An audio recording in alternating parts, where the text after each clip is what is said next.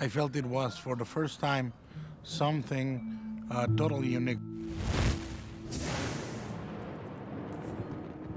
A monster is a good guy, and he fights monsters, then I pretty much achieved my lifelong goal of doing nothing but drawing monsters.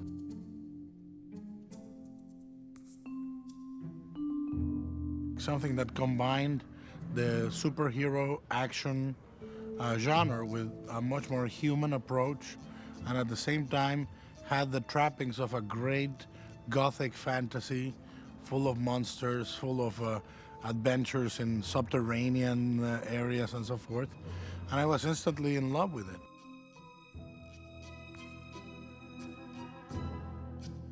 I've always enjoyed reading old folklore and legends and ghost stories, and I wanted that kind of stuff, but I love, old monster comics, real, the Jack Kirby Marvel comics.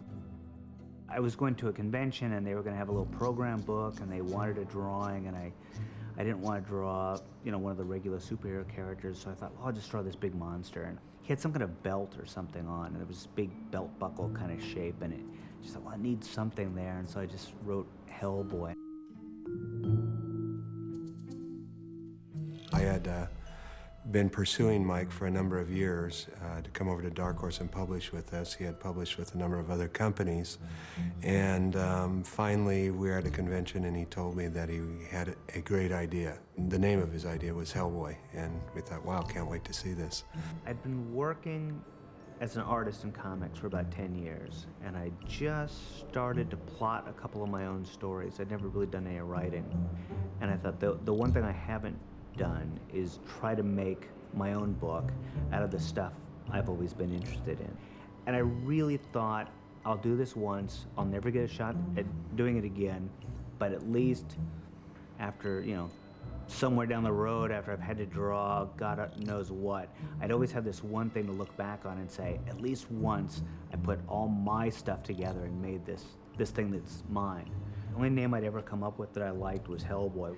And I'd drawn this kind of monster character once or twice when people would come up to me and say, just draw whatever you want. I'd draw this kind of a monster with a tail. And I just thought, well, I got the thing I like and I got the name I like, and we'll give it a shot. And that's what it was. Certainly never thought I'd be drawing it still 10 years later. So he's the good monster who was supposed to be the bad monster, and now you turn him loose on the bad monsters.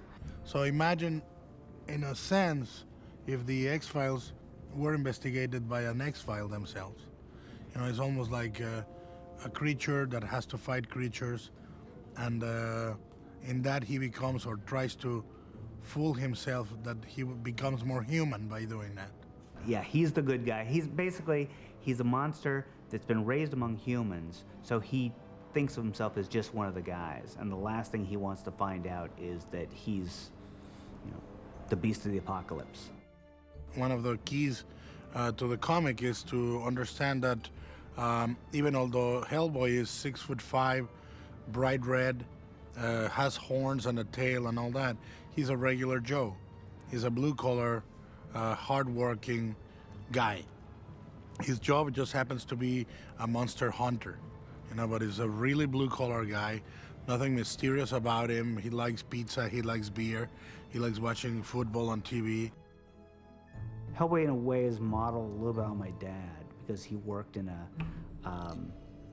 cabinet shop, and he would always come home from a long day at work with, sawdust all over him and always big nasty gashes on his hands. Oh, I got my hand stuck in this machine. It was just real matter of fact, and he just said, this is the toughest monkey out there. He does all these horrifying things, pulling nails out of other guys' thumbs and stuff, and he comes home not real nonchalant, goes out and gets a beer and works in the yard. And I think a lot of that went into the way I imagined Hellboy. Decided to take Hellboy out, even though it seemed probably one of the tougher concepts to get a studio executive to believe in. I had done several projects with Larry Gordon, and so I brought it to Larry and Lloyd, and we decided to go out and try to set the project up. I never gave the movie any thought. I never thought it would be made. with very good reason. You know, who's gonna make something called Hellboy? I really thought it was visually so rich and so powerful, and I wanted to try and translate some of the characters and the images to film.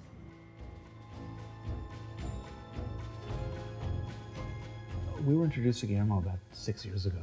His love and understanding of the comic book was equal to Mike Mignola's, as if somehow he was somehow in the room with Mike when the comic book was created. We took him up to Portland and introduced him to Mike Mignola, the comics creator, and the two have had a love affair ever since. This is where Hellboy comes from. That's where Hellboy comes from. When we met and we talked about it, it was very clear to me that this was probably the only guy who could make the movie. I'd seen Guillermo's, some of his movies. I loved what he did. I love that he brings his own personality to a picture. And I said, from day one, I said, change whatever you want to change. Make it your version of my thing. I didn't want to do a carbon copy of anything. The movie is its own creature. The movie is not the comic, but it's a great sort of a jazz riff on what the comic is. Usually these type of movies are done through the eyes of a guy that is new to the organization, and therefore you have a high quotient of exposition moments seen through eyes that are very fresh.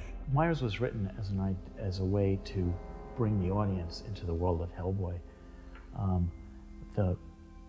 I think his involvement in the tapestry of the story becomes much more complex and interesting.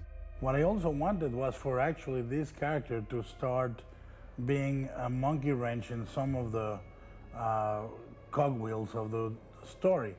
He becomes a third man in a relationship between Hellboy and Liz. He played up the father-son relationship. He brought in a love interest, which I didn't even, not only did I not hint at it, I never even saw it as being there. He brought that in, and he brought a three-dimensional quality to these characters. Hellboy, Broom, and Liz are in their relationships very different from the comic. Cronin is more or less sort of a meek Nazi in a gas mask in the comic. Here he's a killing machine. Cronin, while a lot of his physical appearance is based on my character, he's a real Del Toro character. It's really interesting, the scenes where Hellboy and him duke it out. It's like watching a Mike Mignola character fight it out with a Guillermo del Toro character. We have a really interesting Mignola del Toro collaboration, as opposed to somebody just trying to second guess me or somebody doing a completely different picture, ignoring me entirely. There's a lot of me in there. There's a lot of things that are different, but it's very true to the spirit of my stuff, because he's a huge fan of what I do. I am a big fan of Mike. To this day, he's one of my heroes. I said to him, I don't want you to think this is my movie and that's it.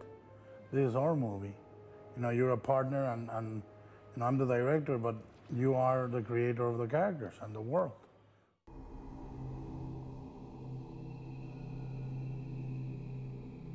Mike, what did you do today?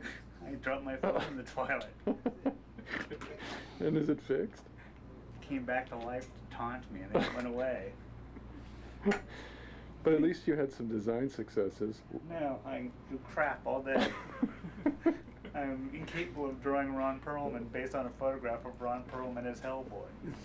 But of course, you are the most logical choice to do the Hellboy version of Ron Perlman. You'd think. Where's Tim Bradstreet when you need him? And look at the hand. I have one.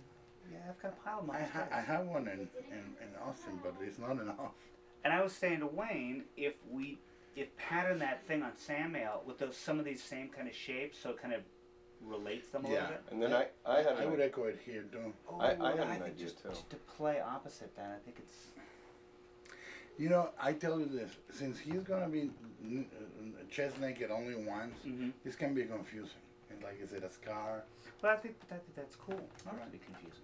But It's your confusing design. it's your confusing movie. Oh! No, if we're gonna do this, I'd rather do it on this arm So than it's- on the chest. Like it went down a little bit. I thought about further. that, just picking up a swirl. It Yeah. gets that Celtic That's arm it. Yeah, band. he could even get something here, but no more than Oh, that. yeah. How about something like it kind of comes up the back? And, That's fine. okay. Mike actually did a sketch of the glyphs that are like in his stone arm but travel up onto his own arm, up and up to his shoulder. So he had just kind of sketched that on a little toy of Hellboy. This is the idea for the body. Hellboy was actually something that I was a fan of, and went to Matt and said, look at this comic, it's really cool. As soon as he saw it, Matt fell in love with it. Chad had found this comic book, Hellboy, and he showed it to me. He said, "Matt, you got to read this thing." And I'm not really into comic books, and Chad is. And so I picked it up, started reading it, and just fell in love with it. It's just so great. And then I found out that Guillermo was making a film of it, and Chad and I decided we got to get a hold of this movie. The first thing that we did was more of a figure piece, just to get an overall feeling from the comic, and again, just get a feel for something in 3D. And just did a miniature version of Hellboy.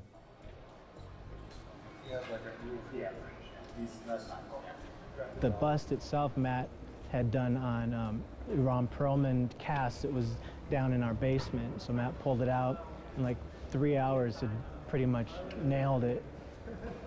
Because we were thinking the only person to play it would be Ron Perlman, so went down in the basement at Rick Baker's and got a life cast out of Ron's from Beauty and the Beast, and just started knocking out a sculpture, see what come out. And I know the wardrobe has a lot to do with his wrapping and managing. And the shoulder line is stronger there. This is the first one I did. It helps you to see some of the color. That is closer, actually. That was Ron that much younger, so there were some problems later when you got the real Ron now, but Matt was still able to nail the same look, because Guillermo was so particular about having that exact look of the bust, but Matt pulled it off, nailed it. Essentially, he's asymmetric. He's really up on one side, and the other side is his fighting side. Now, the other thing, and I know this is hard to come through, but the sunken chest, it's almost, it has more negative, and it also, it's taut.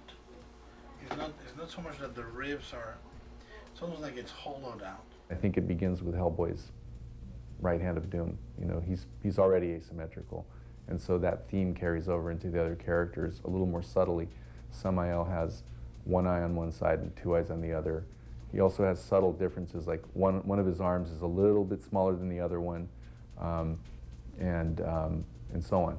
You know, and I think that makes it a little more interesting as a character too. Symmetry is not a good thing when it comes to creatures and monsters, you know, or even individuals, people. When that thing disengages, that arm becomes a little thin. And if it were a bit more, you know, the Popeye arm. Yeah, that's a good comment. Can we give it more mass this side? Yeah. Almost like a lobster claw. Yeah, or a crab. Yeah. Yeah. Simeon, come down. It's ridiculous. It's like Cinderella. Come down. like with a little tear in your eye. Ooh, come down. It's beautiful. Who sculpted this? This is Jose Fernandez. It's beautiful. Yeah, he really is a beautiful sculptor. He does amazing work. Oh.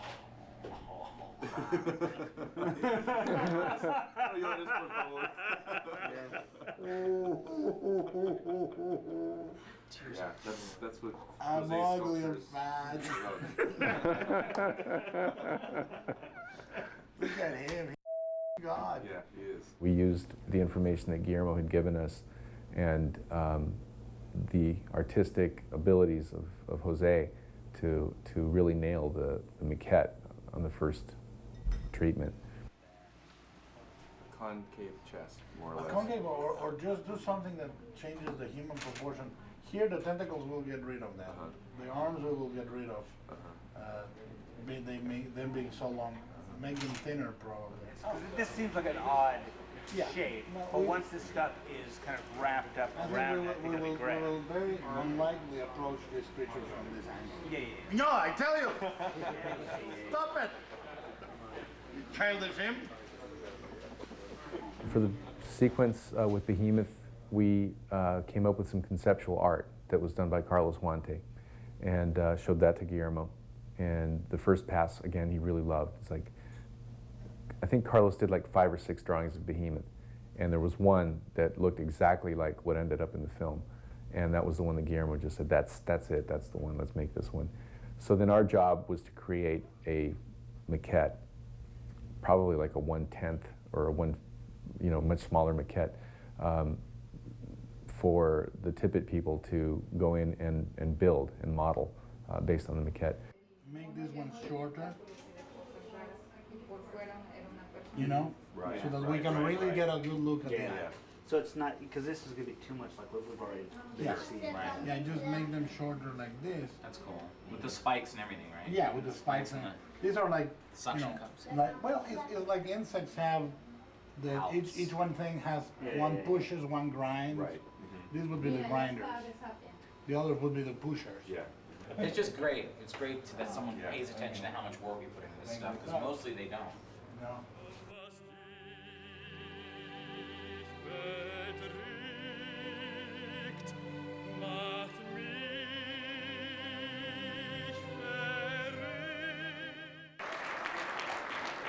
Thank you. Is this on? Yes. Well, thank you very much for coming today, and I want to welcome you. We wanted to, number one, give you a really bitchin' poster, which I hope you guys got. Because the other thing we wanted to do was to make that event special. One of the things we wanted to do, we didn't want to make stinky keychains or, postcard that you wipe your ass with and stuff like that. We wanted to give you something that Although you're welcome to if you... you can wipe your ass many times with the poster. It lasts a year. And we wanted to give you something that me as a geek would lust after. We wanted to give you something that I felt was a collectible.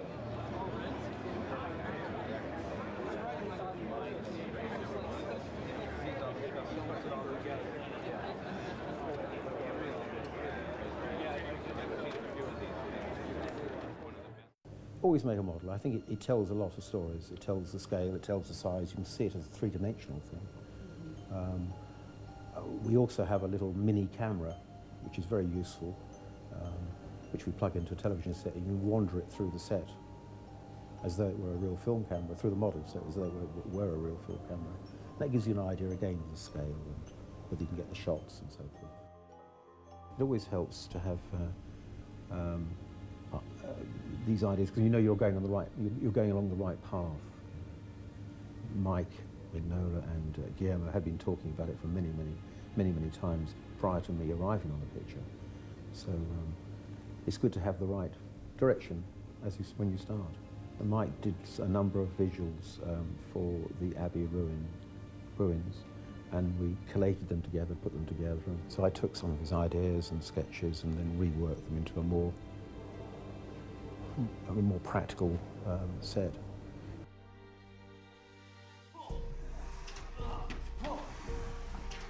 One of the first challenges that Guillermo and Patrick Palmer, our executive producer, laid out for me was to do as much as we possibly could physically on set. So to answer this big question mark out there of what we could actually do, we rented a soundstage, built flying systems. We had 8 special harnesses made just for these 2 characters, Samiel and Hellboy. We had them custom fit, measured, sized, with what we call pick points, places that we can attach cables to these harnesses, just multiple pick points on these harnesses, because we didn't know how they were going to balance, how once these guys went airborne, they were going to hang. It was just this huge question mark out there. And we actually hung Ron just to start getting a sense of what he would be capable of, what he wanted to do, what he was not interested in doing, et cetera, et cetera. And for the most part, he's been gung-ho for it. So we spent 5 days on a soundstage in January at Paramount just testing, just literally picking them up off the ground and seeing if they turned over, if they fell to their feet, if they fell to their head, how they reacted when we actually launched them for long distances, and had a pretty good, like I say, a pretty good test with these things, and learned a lot that week. It was very encouraging because, amazingly enough, there's a lot that we can do with this Samuel outfit, this suit that Mike Elizalde and the guys have built. I got it! It also is about creating the conditions and the atmosphere for a character like that to belong, and that he becomes just another character in the movie. It's not this thing on red that pops and stays sort of artificial to the world. So among all these things was create the conditions for him to walk in and out of a room, and you can buy it, that you can actually feel he's there and you can relate to him. We found some lighting procedures, let's say, that would fit Hellboy better, and that has to do with taking care of not giving away how the makeup is, or how the look of Hellboy in the comic can translate better. So it's a strongly shaped face with where the shadows and the highlights play a very, very strong role, and that becomes very much his personality. It's been helped by the very good work of makeup on Hellboy and the other characters that are made up. I think the art of Hellboy is very sophisticated and very strong. It's a very determined light and palette of colors, and it's not I don't find it a regular comic book in that sense.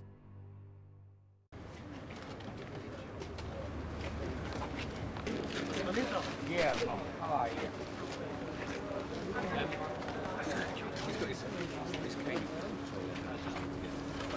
Nice to meet you.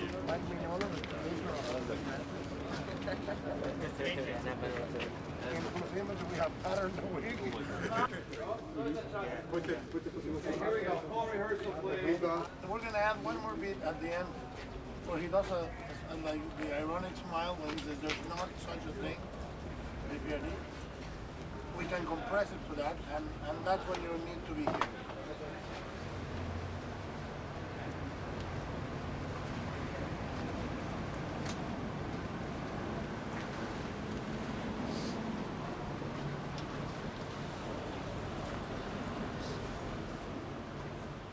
My first day on the set was John Hurt's first day of working, and he looked so much like the character in the comic.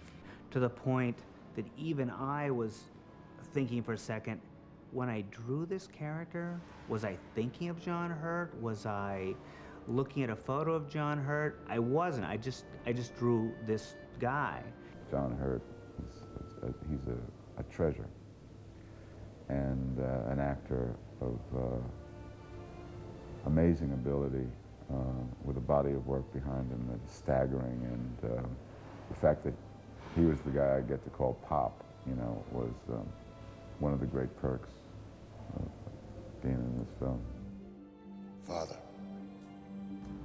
We were very happy to be able to get him. He's truly, one of the best and most classy actors you can ever encounter, and him taking the role makes a big difference for me, because the emotional core of Hellboy, aside from the love story, is the father and son relationship that exists, and John Hurt brings a lot of emotional depth to the table. This is a kind of film that I've never made. The nearest, I suppose, I've made is Alien, but it's really not the same. And I've always held the view that if I don't mind what I do, so long as I think that it stands the chance of succeeding on the level that it is intended to succeed on. and I thought this did. Professor Broom in the comic has a real small role. He's real important because he's the guy who's there, who knows something's going on, and he's the guy who picks up Hellboy when he first shows up. And the way it was in the comic, you saw this in the flashback of the World War II stuff. You cut ahead to pretty much his last hour of being alive. So he's certainly expanded on in the movie, but the way he's handled in the movie is the way I would have handled it if I'd thought of giving this guy more screen time.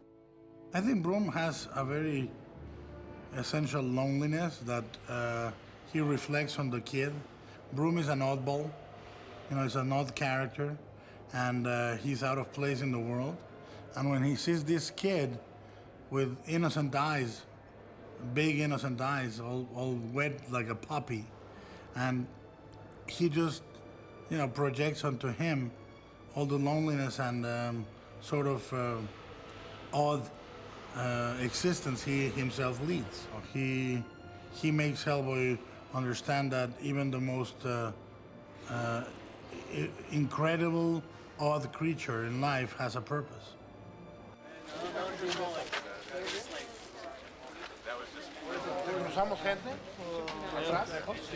Mike?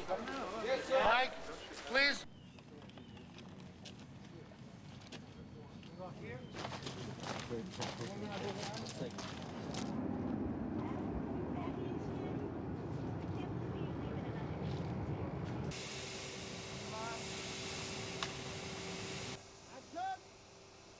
Hey, where you going? Red.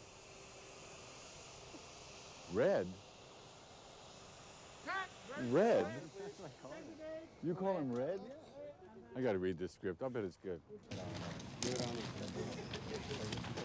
Stop space! Hey, Marco. You man.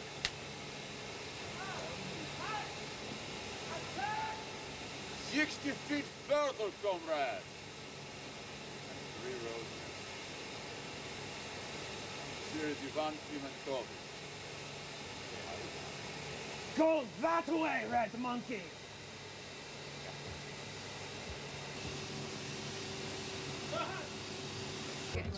No, but with this puppet, we're gonna do my coverage now. It's your friend. Okay. And what prints were you on? Thank you, Ron. Okay, fellas, good work. Thanks, Ron. Now, we really get the picture. It's true. In the morning.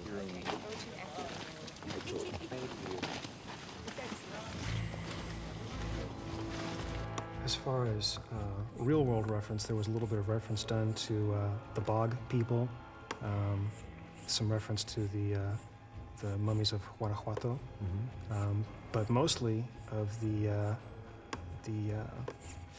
Capuchin monks of Italy. That's right. Yes, which are these mummified monks in this monastery in Italy that are just about from the right era and the right level of decay. Right, mummification, if you will. He has eyebrows, as you can see, that are quite expressive.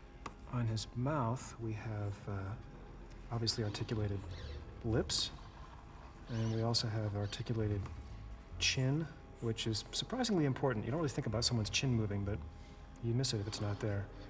And his jaw can move in and out, as well as up and down, which helps him to enunciate certain words, which is important since he has no lips, really. And there's that tongue, also. And his tail wags. He's got a articulated tailbone that moves around as well. Okay.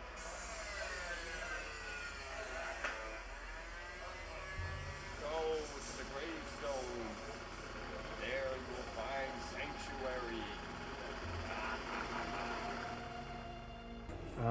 But this, fans of Mignola's work will, I'm sure, be really happy with this character. It looks just like it stepped off the page. Yeah. It's really quite amazing.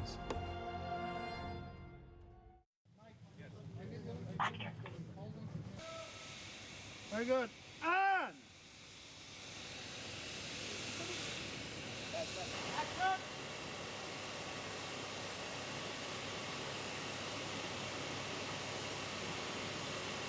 Set. Right away, back. Cast is wrapped. Thank you very much. Bravo! We wrap to the trucks and then make a move over to the church. The cemetery has finished the movie!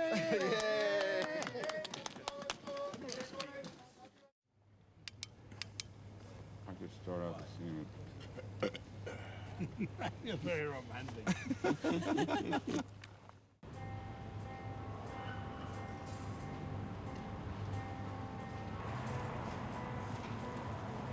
Back so soon?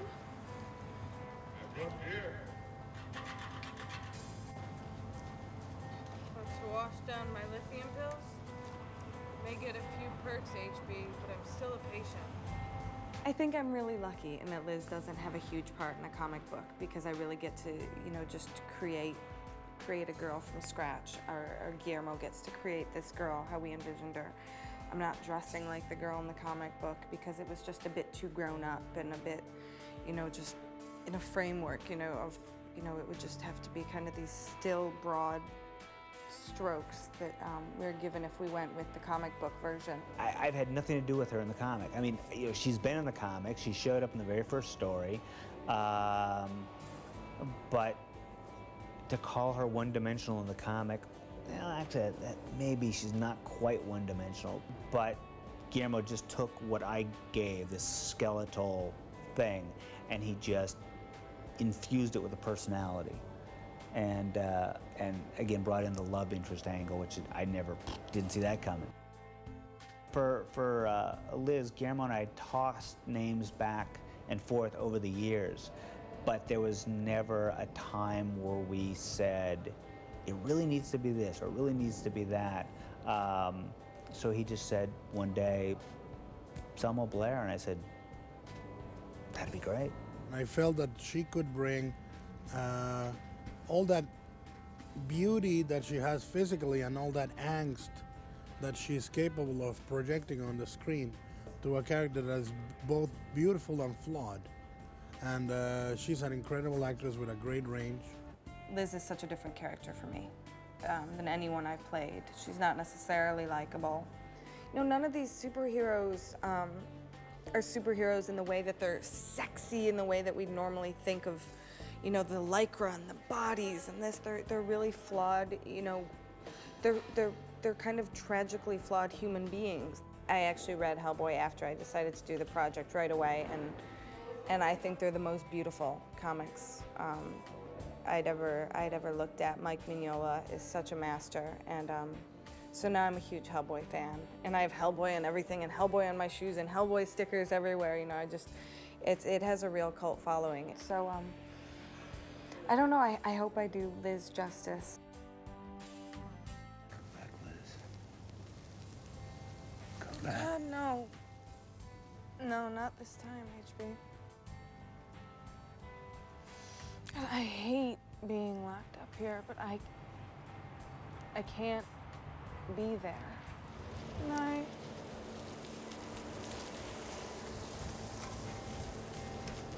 Yeah, I gotta go too. I mean, you know, it'd be like great if I could just like land like a cat, hold it for a second, figure out my next move, and then.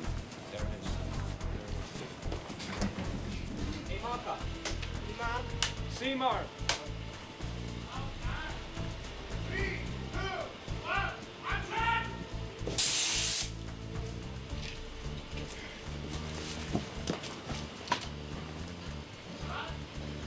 Cut. The only thing I can think of is we changed something on Jimmy. Can you just hang back like a step or two? Can you fight it even more? What became known as the West Side Highway sequence was a huge challenge. The trickiest part for us stunt-wise was the part of the sequence where Hellboy, chasing Samuel, has to leap up onto a trailer, run across the trailer, jump off the trailer, over the cab of the truck, land on his feet, and continue on as if he had jumped over a small log running down a path. It took us a couple days. We brought in some cranes. We built a big flying system over the top of this, and we got it done, but it was, again, a challenge. And we were shooting at night with a huge crowd, cameras everywhere, which you come to expect on a Guillermo del Toro picture. Jimmy Hart, for the most part, has done a lot of the big stunts, a lot of the big wire gags. Guillermo del Toro is just really comfortable with Jimmy. He knows Jimmy. He knows Jimmy's always going to deliver. I've mainly been doing the wire work, a lot of wire work, air ramps, ratchets, decelerators, just all along, all the fun stunts I get to do.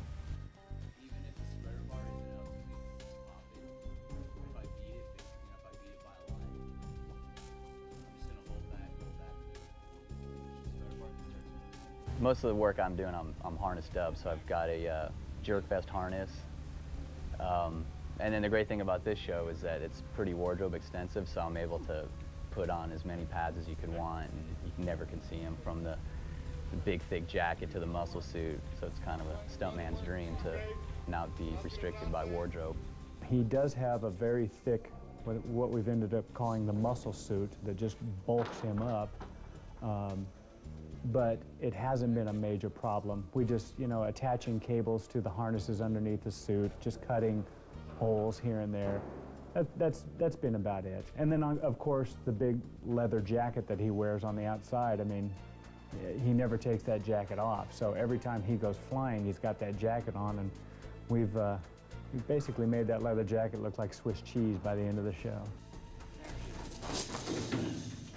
Not better. All right, that's it.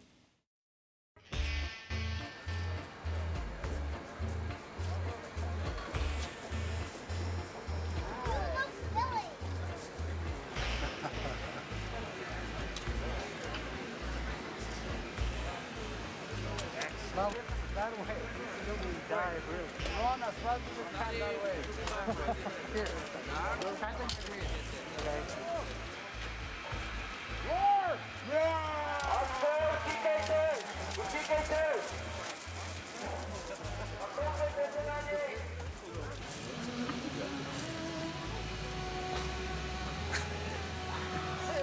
Again. I look thin with this costume. It was fantastic, masterful. Basically, it was run so I don't trip over you. And try not to look like an idiot, which in this suit is, of course, impossible. You were overacting like crazy.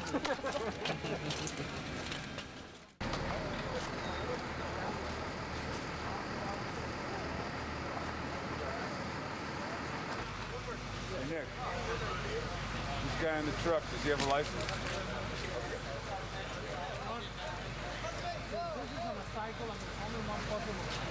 Okay, guys, settle, quiet, fall back. Lori wants to... Guillermo, just to be clear, I've already hit it. Now it's You've already hit it. You've already hit it. And the car is acting as a wipe, a massive wipe. You're just doing like this. That's it. Let it spin once. Turn around, Ron, see what's coming at you. I know it's daunting.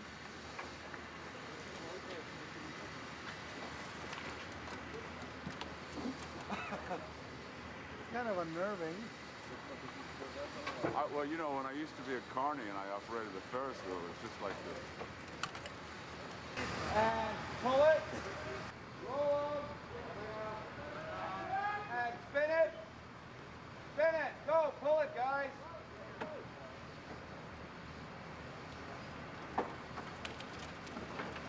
And then the beginning of the show was the West Side Highway sequence. And West Side Highway was cool because, we had to make these cars, we had to make these set extensions, we had to make this city that didn't exist. I would say 80% of the cars that you would see around it, like you would see like a Beetle, or you would see like the end of a car going something. It was something to populate the scene. Those were all fake. And then anytime you saw a building, I would say that was probably a set extension building too. In the plate, you're gonna see a carousel and like a brick building. That was real. And then again, everything else around it was just kind of put in there to fill up, to make it look as if it's a full kind of busy city.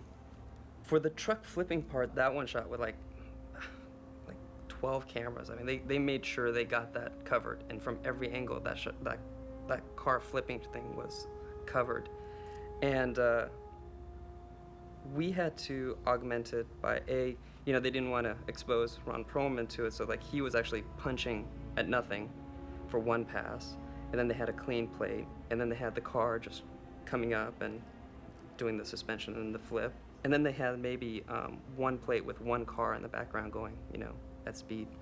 And the direction was, okay, now put it all together, make it look like Hellboy is actually hitting the car, flipping, add particles and dust and debris and stuff coming off the car, and then make it look like the street's populated as if like everyone else is going about their own business, you know, and Hellboy's just kind of in the middle of this.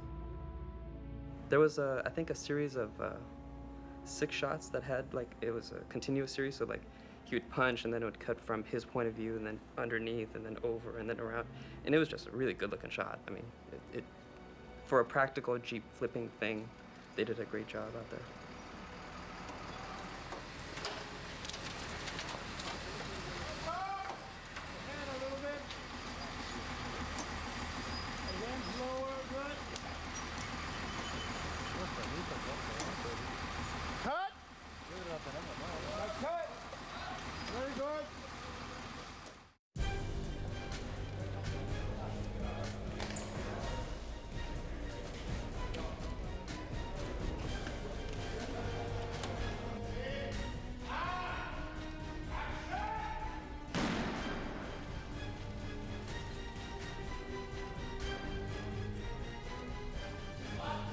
Special effects kind of cover such a wide field of things, but on this movie, everything gets physical. Anything that's physical on the effects, whether it be anything mechanical, any explosive stuff, any of that, it's all down to special effects. And the difference is you've got the visual side of it, which is the computer side, but then anything after the computer, that's down to us. In the library, they were these glass cabinets, display cabinets, and then a big plate glass window at the end. And I built a track and a rig that the guy sat in, the actor could sit in. The camera was attached to it, and we just fired him down, and it did it in 3 seconds and smashed through everything. It was an original, interesting shot because, again, it would have been probably done it in CG in another area, but we did it for real, and I think we achieved something that was something totally a different look.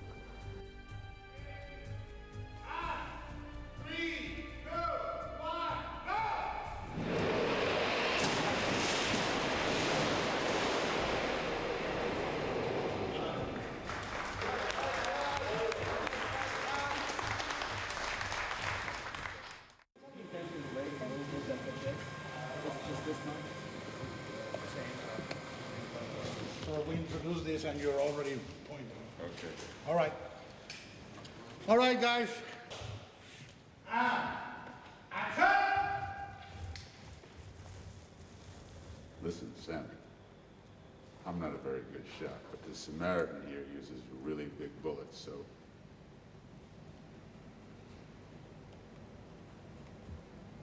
What do you say we work this out? Nice, peaceful... Oh, crap. The moment I decided to make Hellboy into a movie, I went to Ron. I called Ron and I said, hey, I'm writing a movie for you. Ron is Hellboy. We both immediately knew that Ron Perlman should play the character. Ron's got Hellboy's demeanor. He's got that working stiff, been there, done that quality in almost everything he does. Well, I can't think of anybody else who could play it, quite honestly. I thought it looked rather like Ron Perlman. But Red.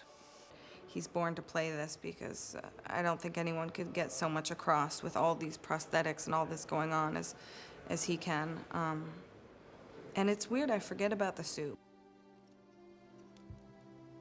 I wish I could do something about this. He loves what he does, and he's always either singing or having a laugh, or so it makes everybody's job a lot easier. And he's extraordinary in this, and he's worked his socks off, and it's great working with him. We have such a laugh. Everybody, focus. Ron's been great. I just love Ron to bits, and he seems to take to the role very naturally. He does indeed. Are you laughing because he's getting it wrong, or is he good? No, he's so good. Even though his outer trappings are very abstract and very sort of weird and complex. You know, he's red, he's from hell, he's got horns, you know who he is as a human being and how he manifests all of these, you know, contradictions was very accessible and required as little preparation from my point of view as an actor as anything I've ever done. He sounded like me, he walked like me, he talked like me, and all I had to basically do was, you know, sit around for 4 hours while they put the makeup and the costume on and then wait for somebody to say action. Say we work this out in a nice, peaceful... Oh, crap. A lot of Hellboy is in Ron. I mean, he still has that same. He's got a pretty good sense of humor to him. He's pretty. I don't know. I'd say he's scruff with people or anything like that. But it's a lot of the characteristics that Hellboy has are unique to Ron as well. He's just covered up in the makeup right now, and it's him coming through. It's really not. I hesitate to say it's not a real acting stretch for him. Ron's one of the best guys to sit in the chair I've ever dealt with. He knows he's been through this sort of makeup a number of times in the past, and he knows what he's in for. Well, the makeup is 4 hours. The guys I'm working with are, you know, really cool, wonderful, fun guys to be around. Jake Garber is my makeup artist. He just does Hellboy.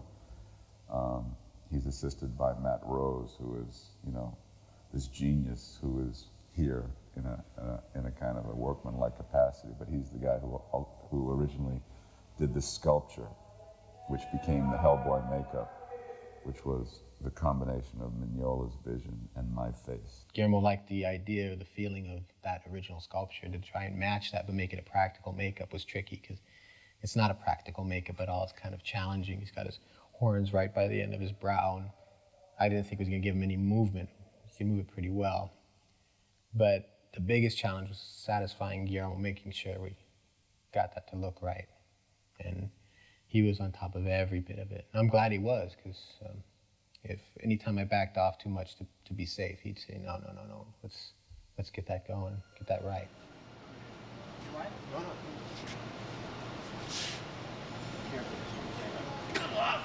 It's not an easy makeup. It's very, very hard.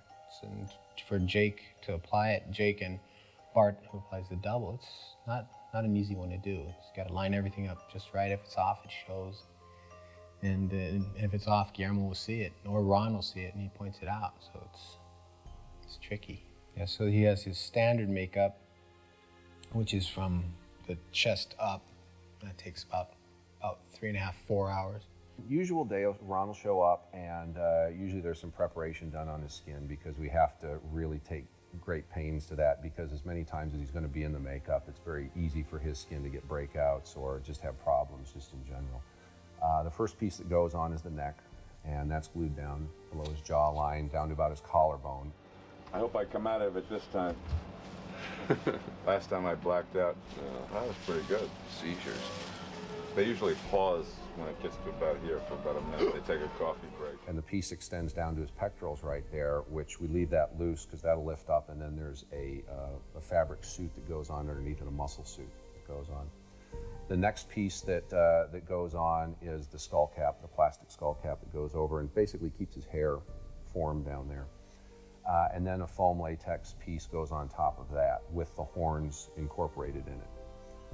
Once that is put on, Guillermo refers to that as his Teletubby look, because he's now pretty much just got a hood on him and it's just his face showing through. At that point then, we usually have a break in the morning. We have a cup of coffee or just stretch for a little bit.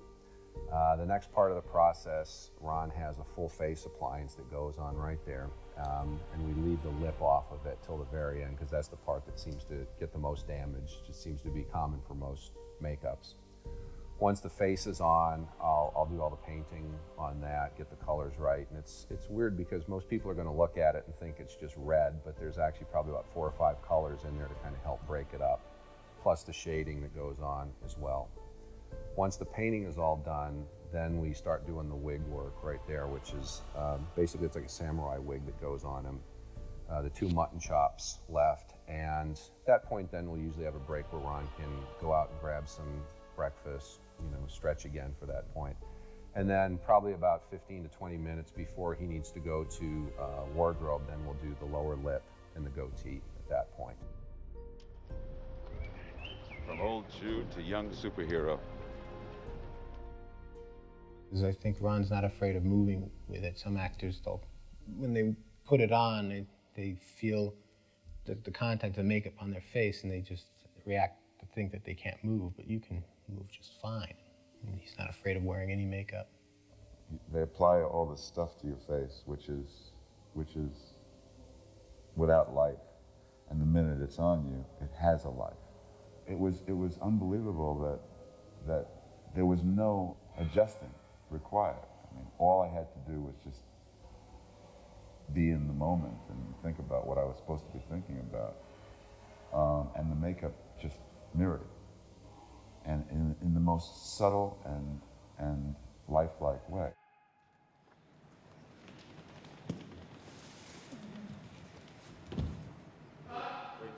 Yeah, too late. As soon as the camera clears, he's got to be as soon as he clears. Stand by.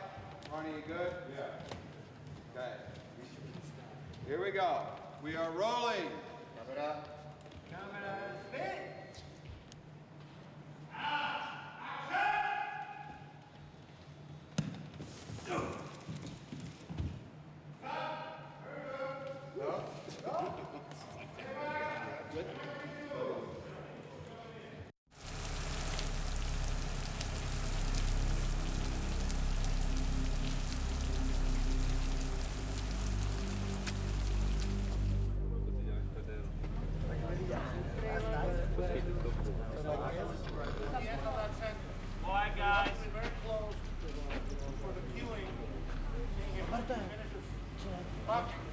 It has to be directed to his floor, the stage, and upper body.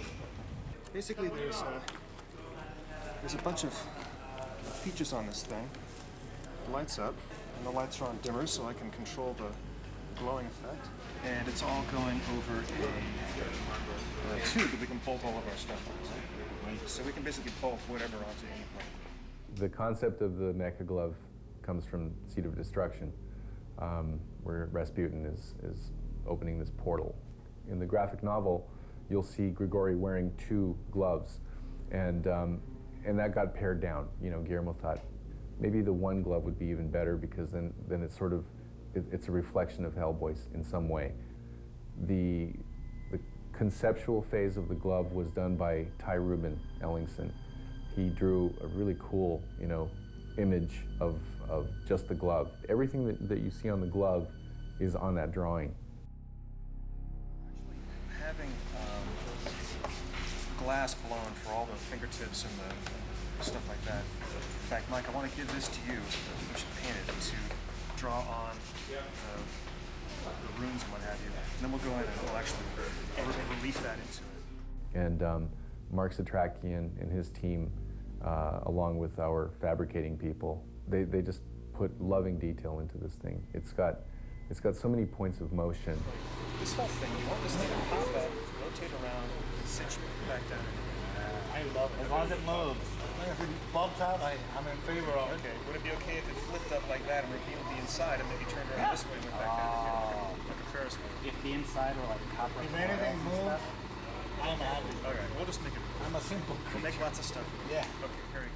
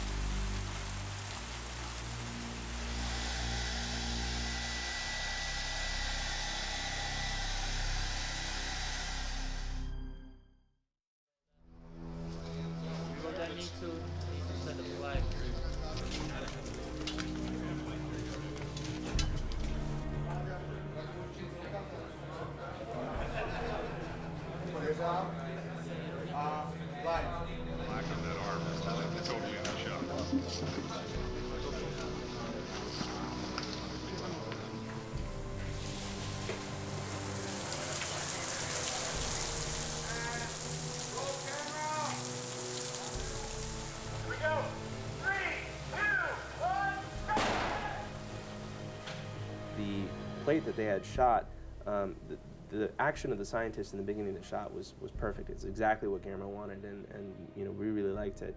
The problem happens about halfway through the shot. The trajectory of the scientist, since he's on a wire, starts to sort of go off, and he gets lifted up a little too high, and you know, he doesn't really act like he's hitting this thing when he hits it. So what we had to do is we had to, about halfway through the shot, take over from the real scientist to a completely digital scientist. Essentially, our creature department that's headed up by Rudy Grossman, and also our animation department, which work very closely together, and Mauricio Bayaki heads that up. They work very closely together and build a digital model of this scientist that's based off of 3D scan data, or you know, pictures that were shot on set, or whatever reference they can get their hands on. We were presented with the challenge of having to replace him with the digital double. But the most challenging aspect of it was that he was wearing this the scientist jacket, which was kind of in full motion as he's spinning. So as he gets into position and his cloth is wrapped up, we had to have our digital double go in there with his jacket already simmed into place, match that frame as close as possible, and then continue with that same cloth simulation motion. And the cloth sim artist working on it just did a fantastic job of just getting that frame to match up and then continue. So when that match happens, you don't see any switch from the real cloth to the digital cloth. If you look at the original shot, the original cut, we have the scientist that tumbles into frame and lands on this blue goo. And you know, when I first came on the show, they're like, oh yeah, he just hits it and disappears. And it was 26 frames or something. I'm like, all right, sure, you know, we'll just do a little, and he's gone. And then, you know, as soon as we started really working on that, Guillermo looked at it and said, oh, let's do a close-up. And we're all, oh. So we went and we did, the first pass was just straight animation, where we animated I guess the hero creature, which was the scientist, and we also had secondary animation of the skeleton, and then we comped them together and did sort of a rough pass, and you know, showed it to Guillermo and said, he'll hit it here, he'll sort of burn up his arms, he'll burn from the back, his head will disappear, and you know, Guillermo would love it and say, I love everything, but you don't have the screaming skull in there. He basically wanted that action going on, and you know, we gave it to him. From that point on, it gets handed off to the technical directing team, which texture and light and sort of add the sort of lifelike surfaces and feel to everything. So from that point on, the technical directing team will hand renders 3D images of all these little individual elements of the shot to a compositing team, and the compositor's job is to take all these elements, many layers. There were probably 100 in the CG, in the scientist dematerializing shot, and they'll take that and they'll layer it all together in the right order, treat everything with their special magic, and out the other end comes the final shot.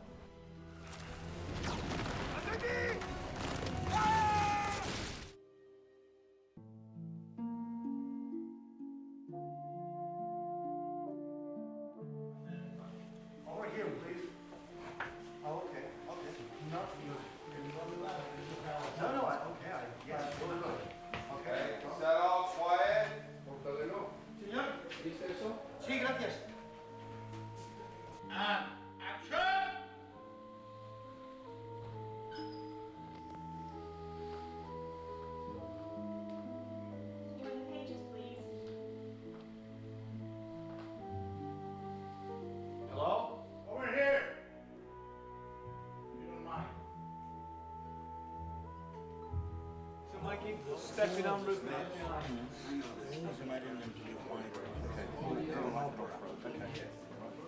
I wanted to start off with an interesting shape to start with. I think the key is to have an interesting shape, because once you have that interesting shape, it becomes exciting to dress it and fill it with. So the three key elements was the water tank, Abe's tank, a fireplace, and big doors. And from that, I sort of played around with a bit of paper and eventually came up with the configuration that we eventually built. Hello? The sets are extraordinary. They've worked so hard at getting what Guillermo really has visualized, and Mike. because, you know, as a creator, those two have worked together. And, you know, even kind of every single set, you know, the BPRD and all its tunnels, the, you know, Dr. Broom's library, it was amazing. I never realized how extraordinary these things were going to be. The whole of the BPRD interior was built on the stage. In the very early days, Guillermo and I discussed this, and we felt that something which had a sort of concrete nature to it, as though it was something built in the 1940s, would be a good route to take. And there's lots of interest in shuttered concrete. It's got a strength and a power and a feeling of stability, which I hope is reflected in the designs. There were snippets from the comic books, which we thought, well, that's great, let's take that idea and work that into the picture. We've used a lot of the images from the books, a certain amount of Mike Mignola's character work in the background, sculpture work, that sort of thing, we've incorporated into some of the sets. If I didn't design them, it looked like I could have designed them. Most of the sets I had nothing to do with feel very much like something I had something to do with. It was just like somebody read my mind. We've tried very hard to be true to the colours of the book as well, with the browns and the blacks and the more blacks and the greys and so forth. It's so that Hellboy will pop out more, of course.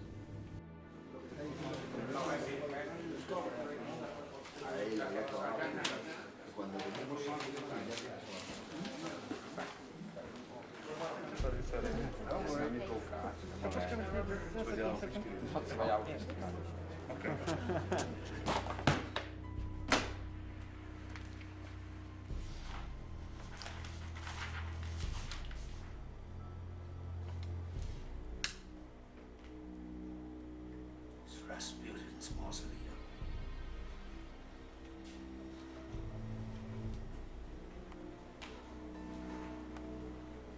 I see the puppet.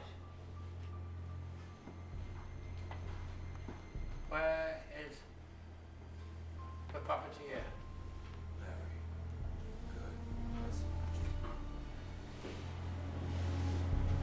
Cut! Cut! Okay. So as soon as he says, I don't know why you chose me, sir, you start looking at them. Okay, so let's see, it's kind of hard for me to hear because the buzz feels. So Yeah. I'll give it a go. All right. But you look fantastic. You're the Johnny Weissmuller of trash. Johnny Weissmuller of trash.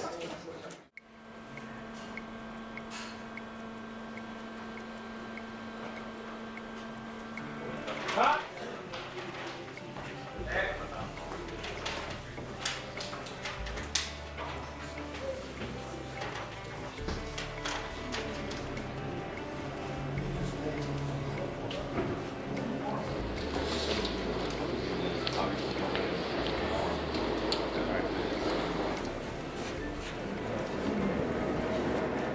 Doug was perfect. I mean, he was tall and lean and slender.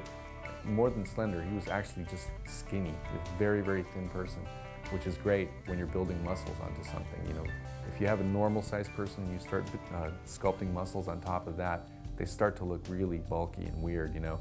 But with a guy like Doug, who's almost like a human armature, you know, for a sculptor, it was perfect. You know, we built the muscles on top of him. Steve Wang did all of the sculptural work on Abe, and it just really panned out to look exactly like the maquette. I feel like I'm waiting for my bride. I present to you. Drum roll, please. Hey, thank you. Oh my God, damn. Hello, Pepe. Look at him. Bravo! When Doug would come in the morning, Tom Flouts, Simon Weber, and Nigel Booth would get him ready. And then depending on whether we were shooting him with or without wardrobe, if we were doing a day where he was bare-chested, the first thing that would go on would be it was kind of like a shirt, like a tank top shaped appliance that went over his body, and that got all glued down and put in place. The second thing that would go on would be the headpiece. The head essentially encased Doug's entire head in a one piece appliance, and it would glue along the chin line and around the back of the neck and around the lips. And then shoulder pieces that also included arms that came down to about the elbow. The next thing that we would put on would be the neck pieces. There's a front neck piece, a back neck piece, and the mechanical gills that all go as part of the neck assembly. And then it would take them roughly, from the point that they started until the point that they were finished, it was about a 4-hour process. So 2 hours into it, all the appliances were on. And then another 2 hours were consumed by actually airbrushing colors onto Doug's skin. And then on top of all of that stuff, they glued clear fins down his back, on the backs of his arms, on the backs of his legs. More latex than a cheap hooker. Okay. They give me this beautiful body, right? It's yeah. You don't need to go to the gym anymore. You just need some glue, some rubber, and 3 friends, and you got this great physique. So yeah, that, and then the parts of me that actually are showing my skin, they spray with this body paint, and then they have to do the striping and this. I don't know. They're amazing artists, and it just takes a while. The thing that helps it go by is that I love the guys putting the makeup on me. We get along great. We joke around a lot. So, because you're in there for 5-6 hours, depending on how much they're showing that day. So you have to be able to get along with everybody. You always go. You don't have to be crazy to work here, but it helps. Guillermo wanted Abe to hold his arm up and for his finger to, his pinky and his thumb to hyperextend beyond the point of a human's anatomy. When Abe is performing his empathic powers, we both arrived at the solution to just make an insert hand, a fake hand. And that worked out really well because it was used very smartly in the film. There are a couple of moments when you see Abe's hand come up, the thing hyperextends, and then they cut back to another shot of him where he's already doing the thing that he was leading up to doing. So you miss it almost. You don't really notice that something weird has just happened, although your mind retains that. It's like, that didn't look quite right, and yet there he is, so it was very cleverly employed. There, a cistern on the other side. In addition, we also incorporated gills that moved, and Mark used the same sort of technology that he used with the Samael tentacles with a card that tells the servos to move sequentially. And so when he would breathe, you could see, this undulating motion in his gills that really gave the character a lot of life. But you will help him, in essence, to become. Cut, very good.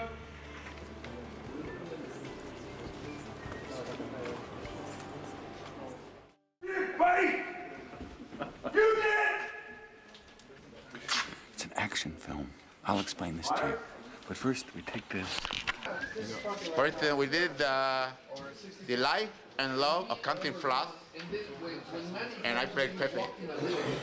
I was very good in that.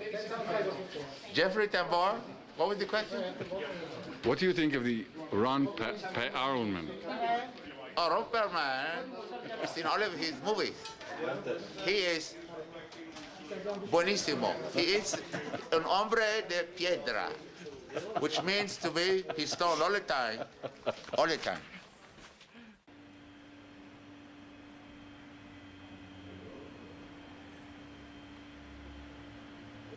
It's so much not a discovery that this could play without dust.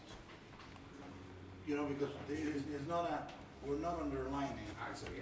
This could play separate. I get you. Sí, pero si cuando él saque esto están ahí, empuja. Muy bien. Hey, so this right here. This goes in, that goes out.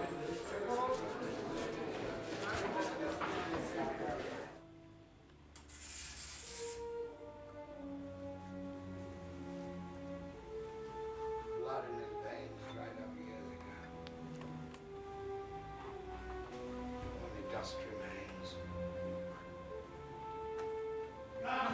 Adiós. Este sí que está en la mano. So while they're doing that, Lo que quería Guillermo es como un cirujano que se ha autooperado muchas veces y tiene todo el cuerpo lleno de cicatrices y tanto puede tener esta parte del cuerpo pues, puesta más abajo.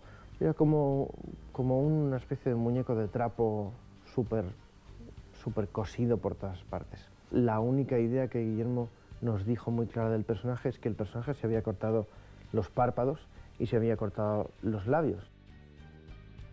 Sabiendo que tenían que ser cicatrices y que el personaje lo que hace es cortarse la piel y recosírsela y tal, empezamos a pensar, bueno, pues le pondré una cicatriz en el brazo.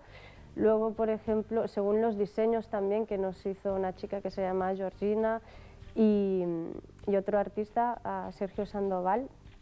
Entonces, a partir de ahí ellos empezaron a pensar cómo se podían distribuir esas cicatrices y nos dieron unos dibujos y a partir de ahí pues nosotros cogimos una idea de aquí, otra de otro dibujo, se lo enseñamos a Guillermo y Guillermo pues nos dijo, me gusta esta cicatriz, me gusta cómo queda esto y a partir de ahí empezamos la escultura.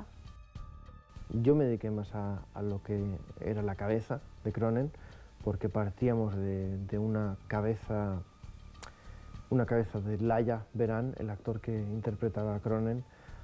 Sacamos un cast de esa cabeza en plastelina y sobre esa cabeza no añadimos material, sino que empezamos a sacar material para dejarlo como más esquelético, de alguna manera. Porque en principio la idea era que la cabeza que íbamos a ver en algunos planos cortos sería un animatronic, sería una cabeza aparte, y para el actor, para los planos generales que veíamos a Cronen desnudo en la sala de autopsias, usaríamos un muñeco y después usaríamos a Laia maquillado con todas las prótesis.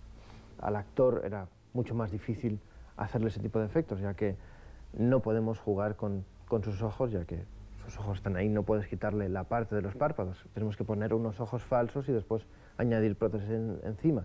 Y lo mismo pasa con los dientes. Tenemos que añadir unos dientes y después añadir como los labios cortados encima. De manera que el maquillaje ganaba como más volumen y la escultura lo perdía.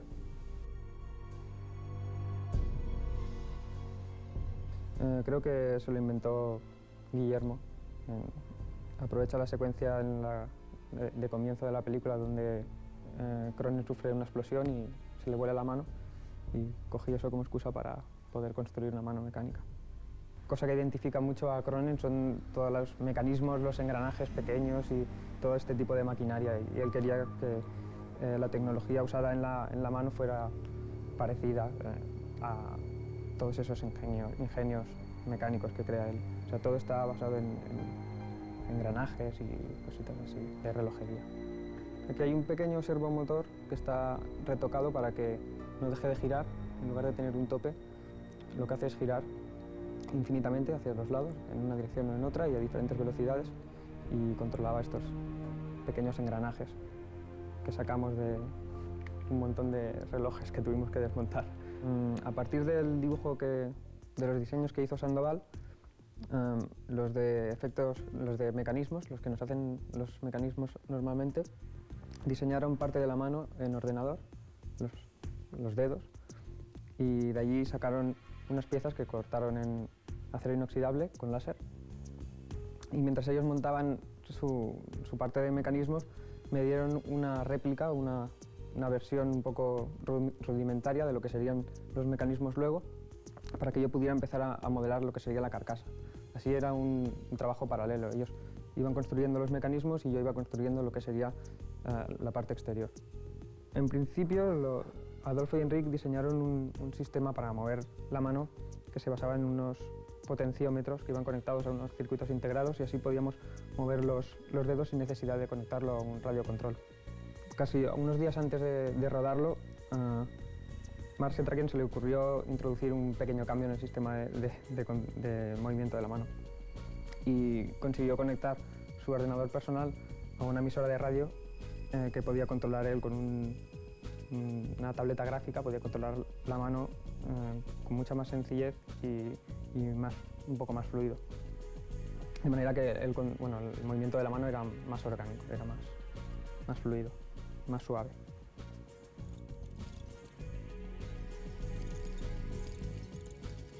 Aparte de sacarle el molde de la cabeza para hacer las prótesis, luego las utilizamos también utilizamos la cabeza para hacer la máscara. Ahí modelamos la máscara en plastilina, entonces se le hace un molde a la máscara y de ahí ya sacas la copia, en este caso de resina. Cuando nos pidió que teníamos que hacer las máscaras, escogimos me parece como 4 modelos de máscara diferentes. Está el que más se parece en el cómic, que es el de la Segunda Guerra Mundial, más la Manchester Library.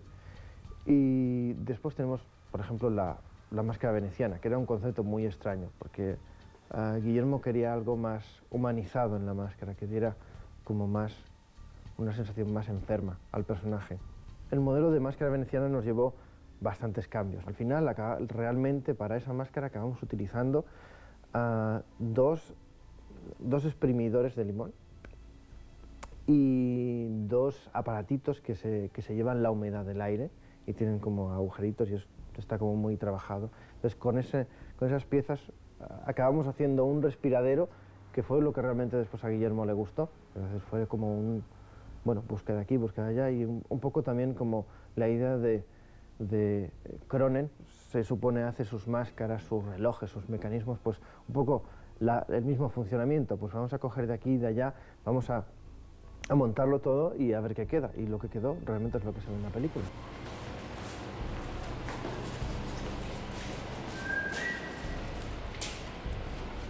No, you first. I see it's a puppet. Right. He's a good-looking chap, old lad. I don't. I'm really sorry. How are you? Fine. Oh, I killed you. Oh. Huh? Ah! Look at this. Jesuit school. He's got some sort of a cop. He's gone now. Laddie, you better get the makeup. Yeah, I am pretty. In. Out. Now move. Bam! Exactly. So we do that. He breathes in and out twice, and then gets off. Hey, Mark. And action!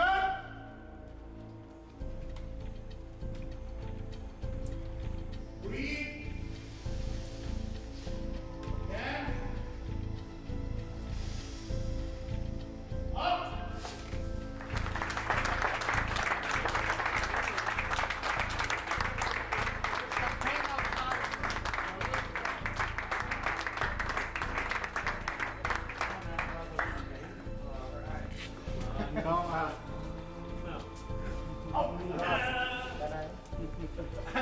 Christopher Lloyd is back. Wow. Thank you, everyone. Okay, Todd. Cameras ready? Yes.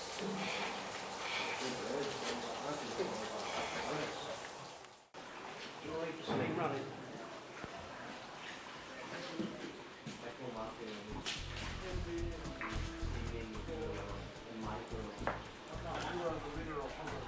Çeşitleri.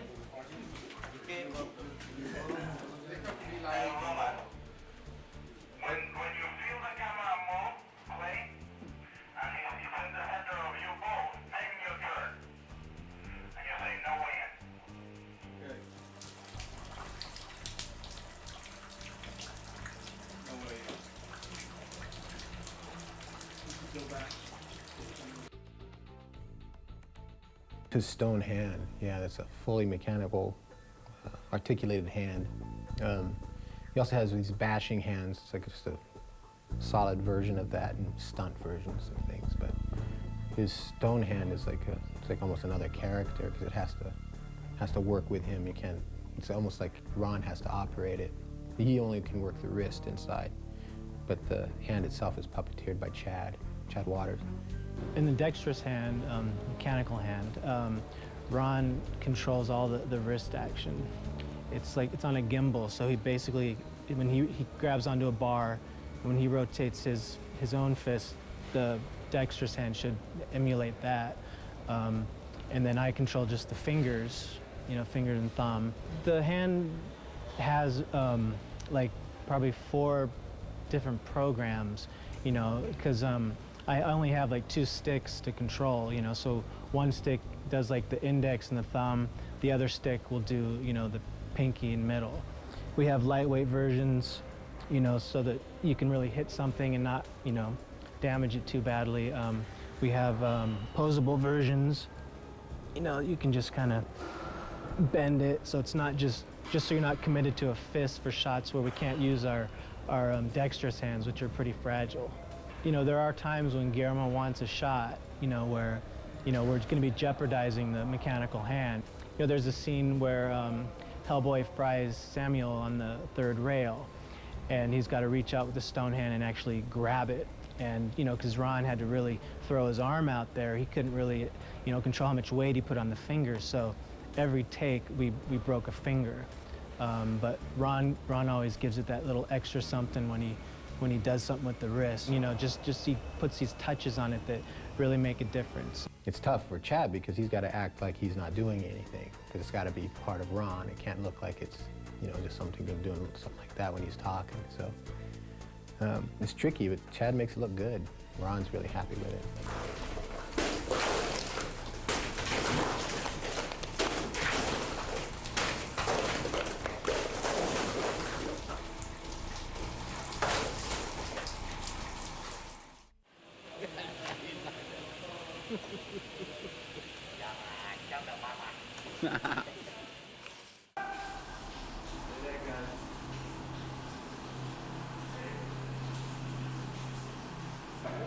Ready, action, Kev! Hold on, Brian. Okay. I'll give you the action to the water.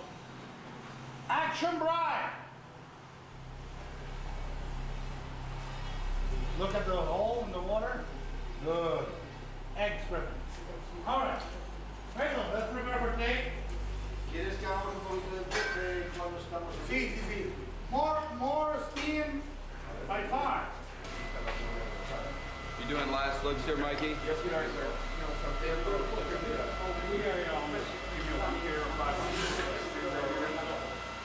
Steve Wang was in charge of this project, and he has made, I can't even count how many creature suits in his career. He had a lot of input as to how the understructure of the suit was built, and by understructure I mean there's a lot of sort of support elements that live underneath the suit that we can actually cinch onto Brian so that the suit is held up. One of the tricks that Steve uses is to shave down the core, the body core, so that when he puts the suit on, it fits really tightly. And when he moves, the suit moves with him. And when he breathes, you can see the breathing happening in the abdomen area. And then once the sculpture was completed, actually the sculpture was a really complicated process because there were so many elements that sort of were done separately and then brought back together onto the suit. For instance, the shoulders, the arms, all of the tentacles, the head, everything. Everything had to be sort of done in pieces and then molded separately and then put back together as a suit onto the understructure that was designed. And then, of course, we had to include places to put batteries, extra motors, that kind of stuff. And then it went to a painting process once the skins were run, the foam skins. And Samael had a lot of complex features that Guillermo wanted to incorporate in the final version. The eyes were a big challenge for us. Guillermo wanted to have a lot of features going on in a very limited amount of space and with a limited amount of time. And he told us to take a look at McKenna's Gold, an old Western film. And at the beginning of the film, there's a really beautiful close-up shot of a vulture blinking. And you can really see this membrane just sweeping over this bird's eye. And we use that as reference for Samael's eye. We also had to incorporate a membrane that sort of sealed over the eye and then pulled back to reveal the eye. In addition to that, the eyeball itself had to move in and out of the head while it was looking around and while this membrane was pulling back.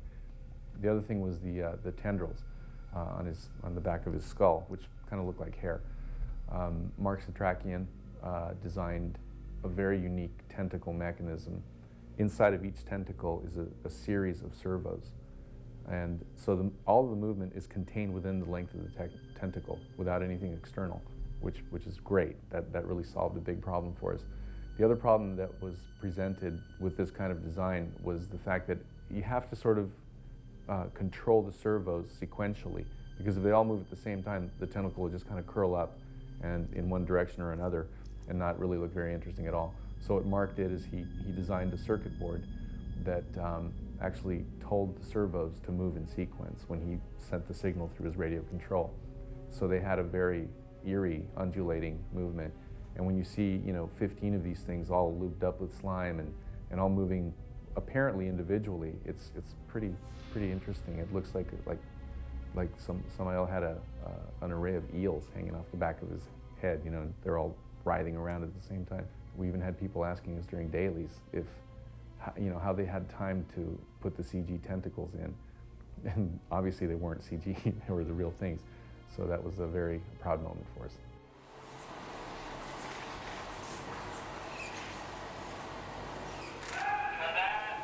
Cut.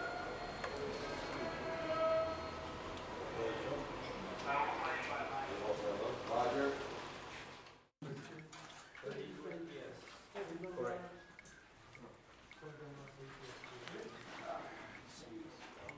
And action.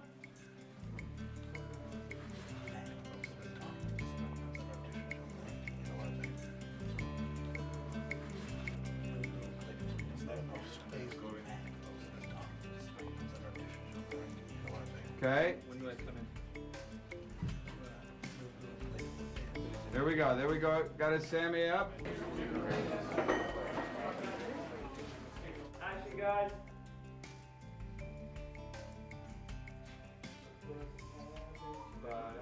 The idea when we originally talked about it in pre-production with Guillermo and Blair Tippett and myself was that Abe, the whole time underwater, would be digital.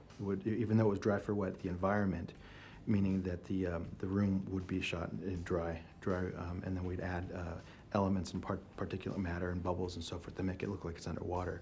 And he was supposed to be the whole time just a digital Abe swimming around. What happens is the modelers, they build the outer shell, the things you actually see in the film, the rendered surfaces. They hand that off to the character setup people, and then we take that and build the skeletal structure, build in all the muscle volume structures based off of whatever the model is. So the model will have some creases and some folds based off of human anatomy and realistic type surfaces, and we just fill in the rest. So once the puppet's built, then we kind of put muscles on top. The muscles follow the joints in the puppet, and we can also lay muscles on top of other muscles to actually kind of get a faux collision detection, so that the muscles actually ride on top of each other. And then once we actually have the muscles kind of built, like Abe Sapien was pretty close to a real physical human model as far as muscles go. Then we basically put that into the skin puppet, and then connect between the skin points and the muscle points, and that's kind of acts as a spring force to actually control and deform the skin surface based on the movement of the muscles. I have to hand it to Paul for doing this muscle system, because Abe Sapien was the test case in a ways for the muscle system, because he's basically a naked dude. So you can really see the articulation of all the muscles. Abe, I was most worried about, like when we were first talking about the project. Swimming is really hard to pull off. It's, because anytime you move in water, like all of your other body is moving and counter-reacting to that. So I was really worried that we wouldn't be able to pull those shots off. The first thing that came to my mind was Creature from the Black Lagoon, because that, as a kid, I just loved that, and, would always try and emulate that, in swimming pools, and it was different enough, and it was really cool. It was just a neat swimming stroke that, you know, wasn't like a normal stroke. And so I was talking to Todd and telling him that if there's anything he can come up with, that it doesn't have to be necessarily the creature from the Black Lagoon stroke, but if there's anything like that that he can come up with that can be a signature. We checked out a bunch of these different movies and tried to combine a lot of it, and then also would look at what Doug Jones was doing, because he has a very specific movement signature too. Like, he has these really quick little movements. So we ended up doing kind of a hybrid of stuff. Like, we kept his legs, like Abe's legs, together, so it was this kind of like a porpoise action. Like, it wasn't a lot of like human scissor kick action. It was like these kind of gentle moves. It was a lot about bringing a lot of energy from the shoulders and from the arms, so that he'd always have these graceful circular motions. It's all about like keeping the arcs rolling so that he'd look really pretty. He had kind of almost like a quirkiness, you know, when he's out of the water. So I was always kind of trying to play it like he's much more comfortable in his home environment and more graceful. Not, you know, he's very graceful on land, but just more fluid, you know, in the water. But to keep the same characteristics, we went back in and added a few little head, you know, mainly with his head and his hands, and copied the gestures that Doug had developed. Guillermo was pretty adamant that he's got to feel really comfortable in the water. Like, it's no big deal, you know. It's like when he dives into the water and he's looking around, you know, it's sort of like he's aware, because he knows there's probably Samuel down here and it's going to be messy, but at the same time he's really comfortable in his environment, so had to be kind of casual. And I think it works out pretty well. Like, Abe looks really sweet, and it's great because he's like, you know, for a lot of the fans of the comic, he's one of the favorite characters, so it's cool to be able to do him justice, you know. Camera ready? Camera ready. Fuji ready? Always. All ready. Okay, here we go. Set and roll. Speed.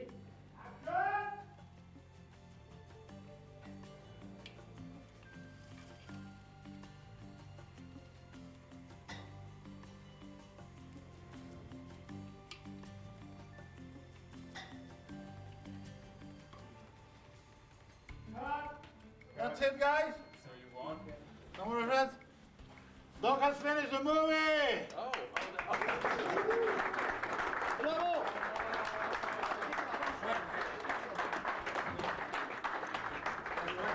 Bravo! A little champagne for the fish!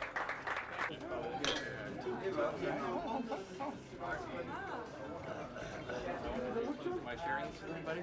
No. Oh, okay.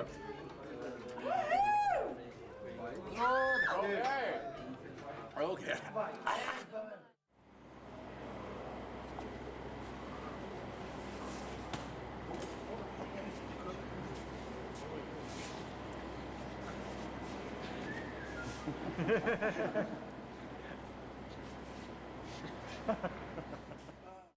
Yell it out, please. You have to stop all the work now, please. Going over here, say action, you're gonna turn, sparks are gonna be going, you're gonna go like this. 1, 6, 1, 2,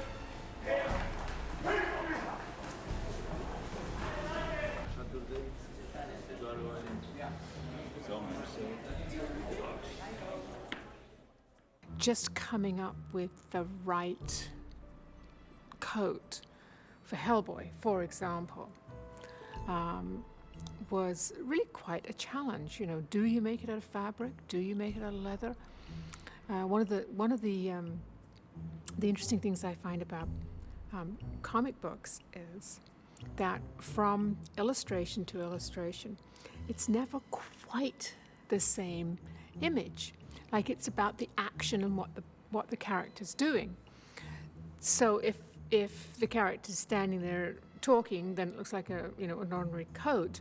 If he's jumping off the building, well, it's flying out, or, he's been through some amazing fight and it's been ripped and torn, and to try and bring all of those elements together to make a garment for a movie that you shoot in continuity. So we had this amazing source material, image-wise, to start with.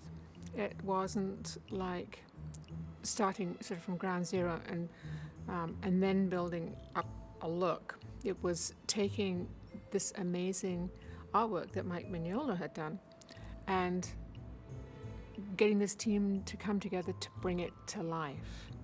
And that was, I found, really interesting dilemma, because to literally be taking a two-dimensional art form and making it three-dimensional from all aspects, working together was really a challenge.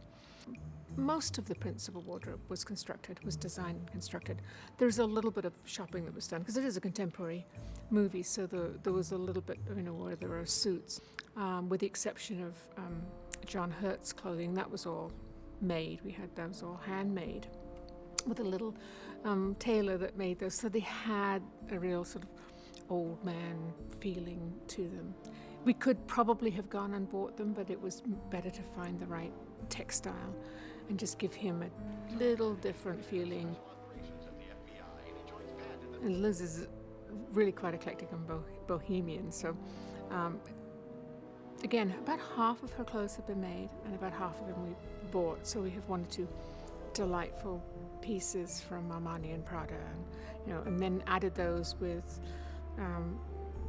kind of street-wise bits and pieces, and where I couldn't find things that blended really well, then we would just go ahead and make them. And then in some instances I'd find something that I really, really liked, because Selma Blair is very petite, so you'd find something that really worked on her, but you couldn't get the multiples, and we needed to have 6 or 8 or whatever it was. So then we would basically make what worked look great on her. Cronen's wardrobe is really fun. Ladislav and I were talking today, saying, he really is the full fashion ramp of S&M wardrobe. I mean, he's in these amazing, it's kind of a stretch rubber, fleece-backed rubber suits, and they're kind of second skin, and they're form-fitting, but they're mixed with quite interesting scabbards for his weapons, and the masks that he has. The masks are quite scary in their own way. Across the hall is the prosthetics department. So, because we work so closely with one another, with the costumes having to work around the prosthetics that they're doing, and Cinovation with their makeup have done an absolutely phenomenal job. And then for us to augment with the costumes that would go on and sort of finish that off, to bring Mike's amazing imagination into fruition has been really, really, really exciting. Here we go. On the mark. Quiet, please. Good, set. You are. And roll. Free speed. Free speed. Hold your arm there, Brian. Hold it up.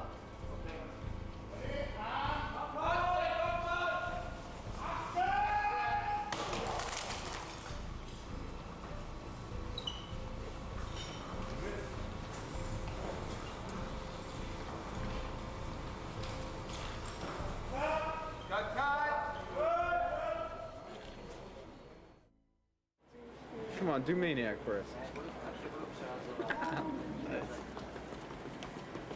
I know. We don't like seeing something.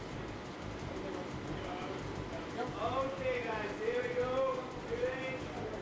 We come here and we do the falling of Todd. This time from here with a crane. That when he gets swiped, it goes like this, bam. And another one here. He gets swiped and it moves sideways, catch and fall. And then I think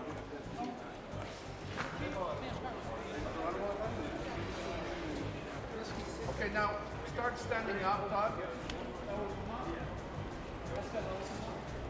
Esta es la última, creo. Y ahora vamos a ver la primera.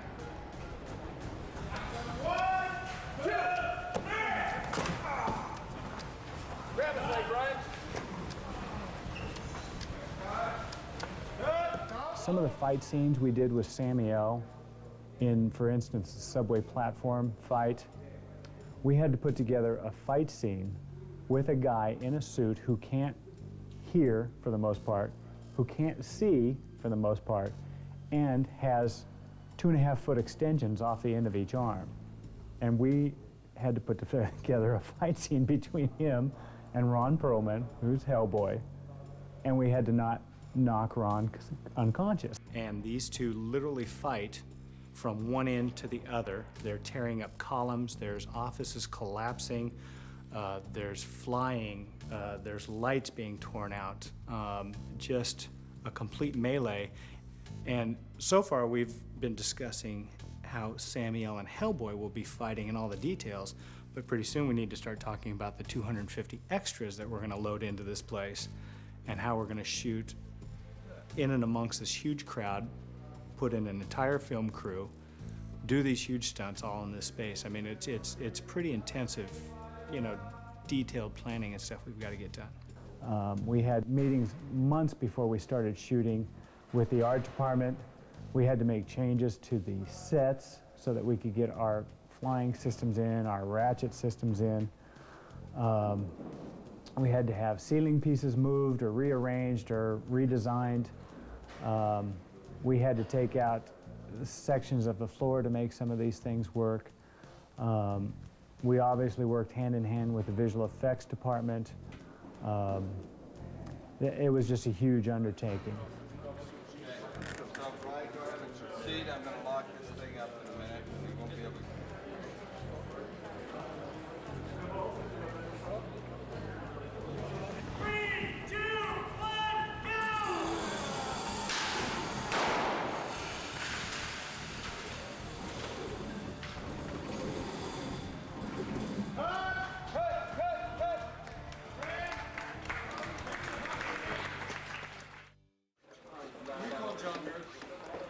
Good morning, sir. Good morning.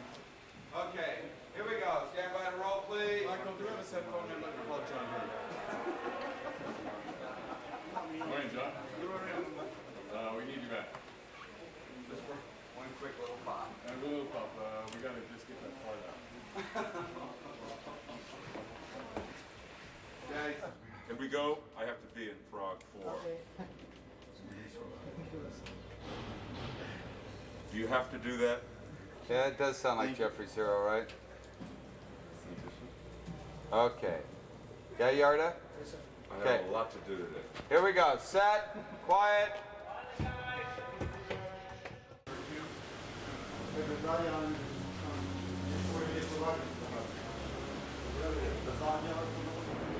Hey, do I have to put it up in frame? Yeah. It doesn't match. Oh my God. There's nothing I have. Neither this doesn't match either. Move a little more to your right, Yarda. I'm off. I'm sorry. It's me. It's not yada yada. Is this? What do you want to do? Do you want me to put it up in frame? Yeah. Okay. Oh, by the way, Patrick said if you wanted electricity, you should pay for it. You wanted a what? Electricity. The lights were expensive enough. We hope that you can wait and pay. We have to chip in. I'm going to tell you how old I am. I remember my grandpa used to play. It wasn't this. No, it was like I believe that the cinematography, the images have to be at the service of the story. I don't bring a particular aesthetic to the plate that is divorced to the story. So in that sense, yeah, each time we're doing a shot that I feel that is in that direction, that it's embracing that, is where I get it's the benefit of what I do and the hours I spend on it. The moment comes where you see that the dailies are impeccable and they're really telling that your effort is there, that the effort of 100 people around you are there. Beyond Guillermo Navarro being such a fantastic presence on the set and extremely capable, he's a brilliant artist, and I love the seriousness in which he's shooting this film. There's no condescension towards it being a comic book. He might as well be shooting The Godfather. You know, it's given that kind of epic stature and that kind of gravitas and beauty.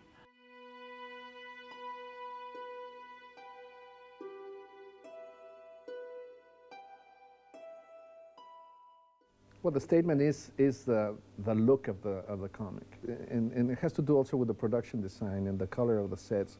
The majority of the shots of Hellboy are either at night or in sets that are built. So it's really, it's 90% of the show it's a lit environment. And we've had the use of techno cranes and hot heads, and pretty standard for this kind of movie.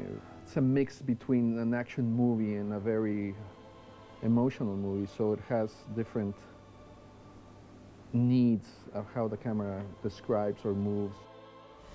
You killed my father. Your ass is mine.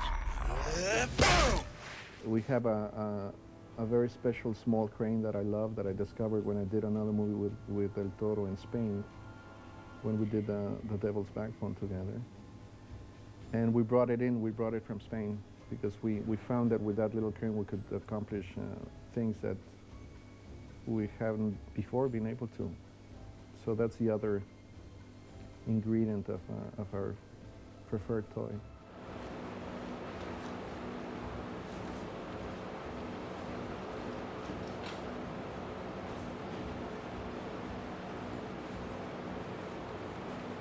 Look forward, you're right. Why are the guys rehearsing? Can I have a gun? Anybody? Anybody got a gun on? Can I have a gun? Action!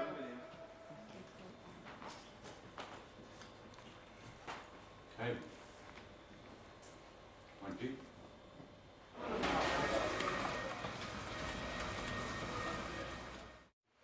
This rock will be thrown by Hellboy stunt coordinator Monty Simmons.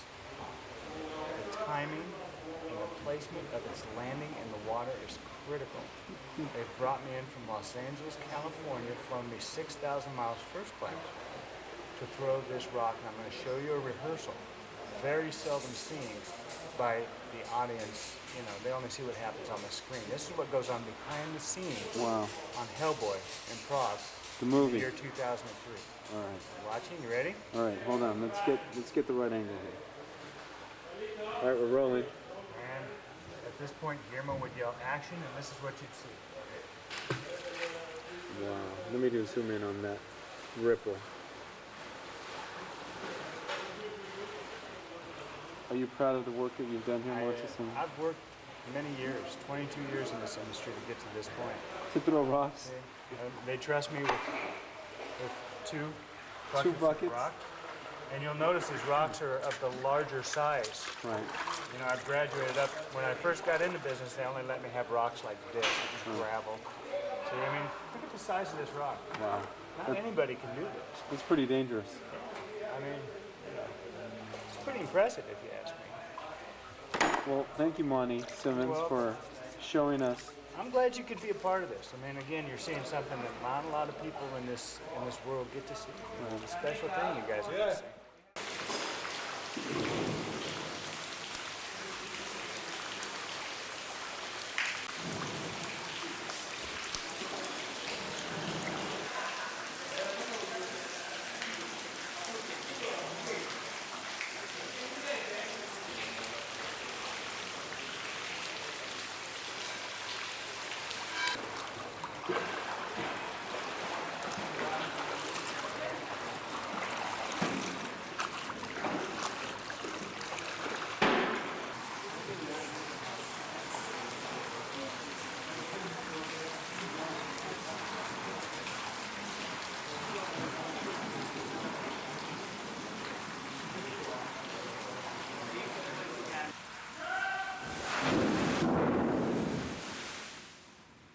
painting these sort of sets is absolutely crucial to getting it to feel right, and it is like the third layer, if you like, on the sets.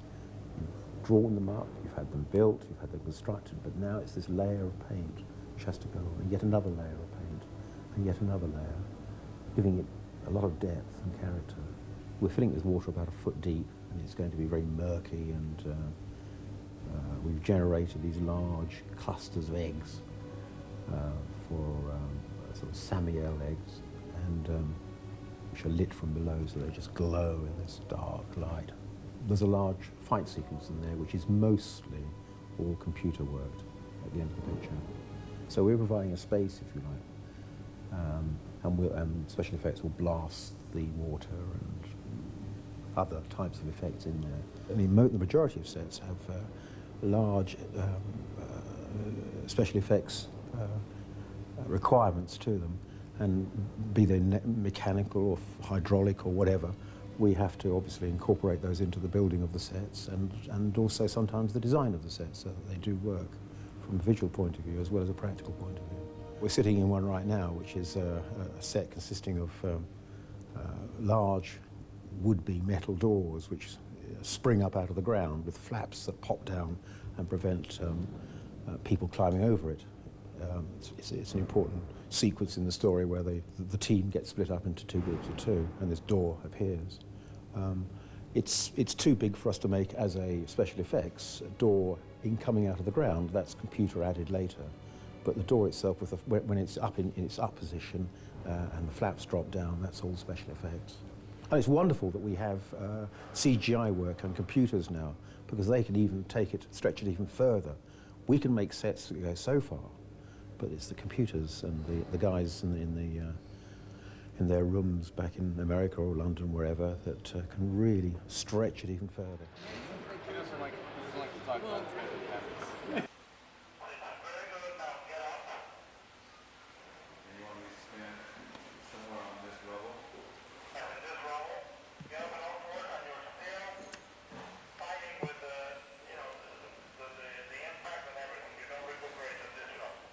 Hey, Mark!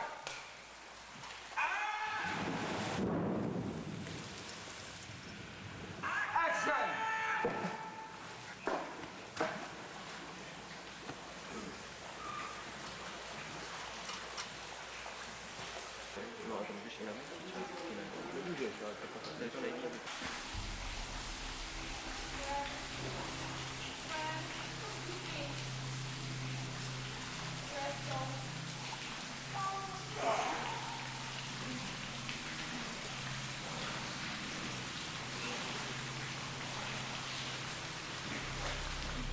We had a number of challenges with that sequence.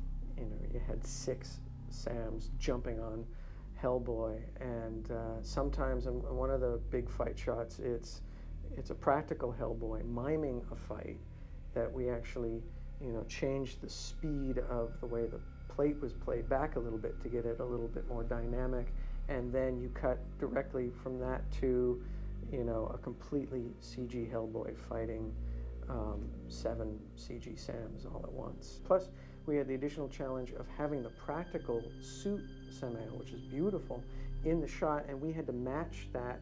Not only just cut, a lot of our sequences there was like one Sam, and so it would be, cutting from practical Sam to CG Sam and then back to practical Sam, which is a challenge of itself. But you had like 2 practical Sams in the shot, and then 3 CG Sams sharing the same screen space, and they all had to look like the exact same reality, the same physical presence. And when you have your actual reference for the audience of what the real thing looks like right there in the shot, and then you have your CG guy standing next to it, that's a real challenge as well. Makes it tough. Makes it very tough. He was the thing that scared all of us so much in the beginning. Yeah, most of the My Deformers cannot handle being able to rotate a joint in 180 degrees, and most of Sam's joints rotated 180 degrees. So that's one reason why we realized we had to build a muscle system in the first place, is just because the My Deformers just could not handle this. And the nice thing about the muscles is you do sort of fake it. You try and keep it as real as you can in most areas, but then like I think, for instance, his stomach area was basically just one huge kind of stomach blob instead of a muscle system. There was a couple muscles that were acting as the spine and the center muscle support. But aside from that, you know, it was just basically a muscle blob in there. He was really hard to animate because he can dislocate all his joints and stuff, so you don't even know where to begin animating him because you've got all these possibilities, and his anatomy is really strange.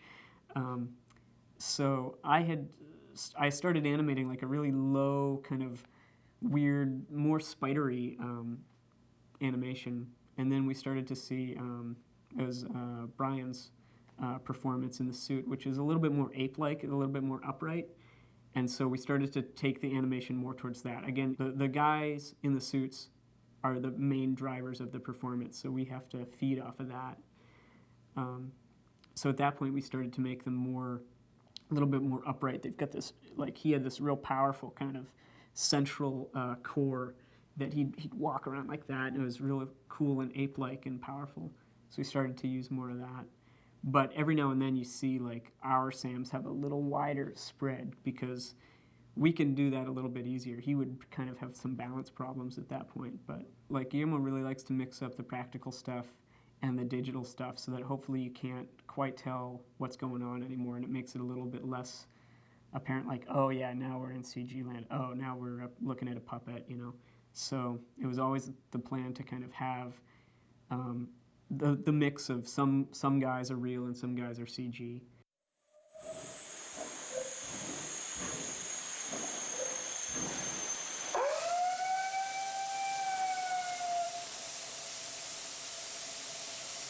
Shall we pull up? That would be fantastic. Turn it off. We need that lightning raised up in the air, a meter, please.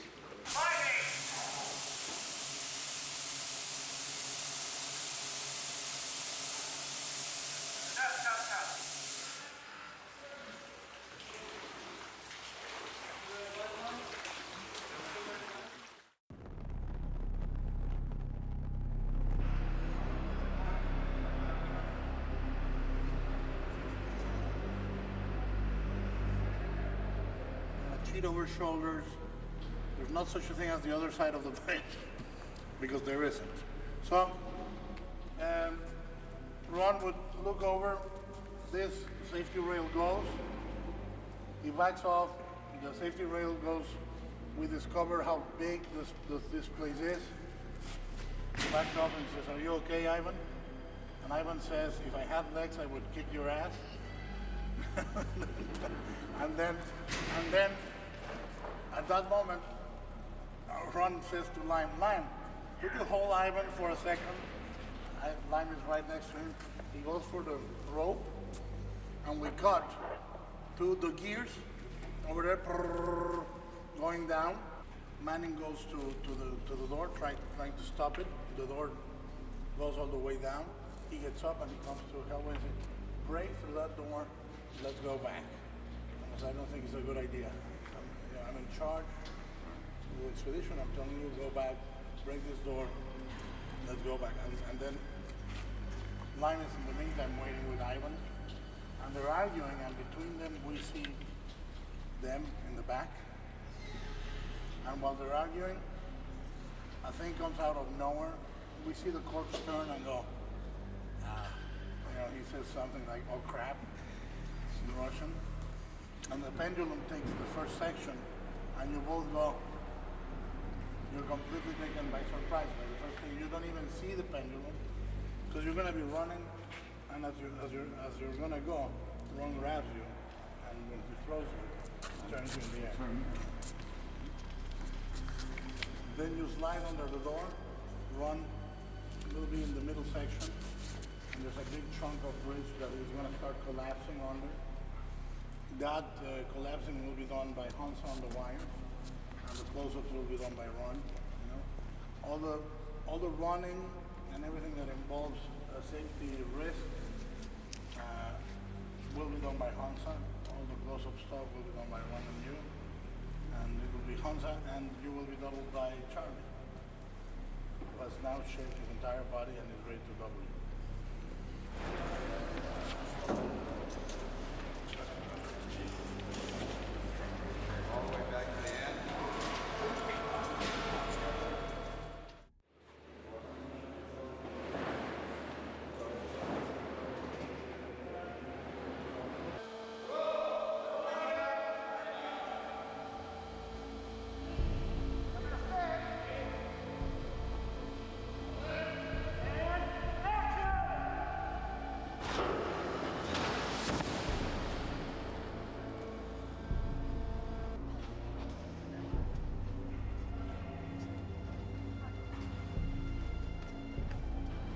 Monty? Yes, sir. Let's go. Thank you.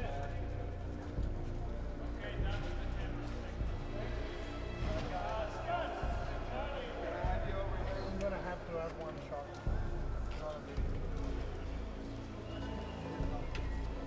I think I'm gonna have to go closer.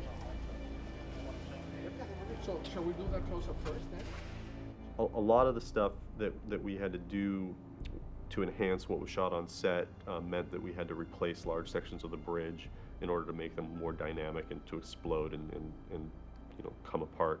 So in this particular shot, we have almost, I believe, everything was replaced except for Hellboy. So we basically took Hellboy out of what was shot and put him on our digital bridge. And then we have another bridge section that we cut up into hundreds of different little pieces and chunks, and then we ran a dynamic simulation where we essentially actually simulated a pendulum hitting the bridge, and it just blew it up into little pieces, and they all flew at the camera.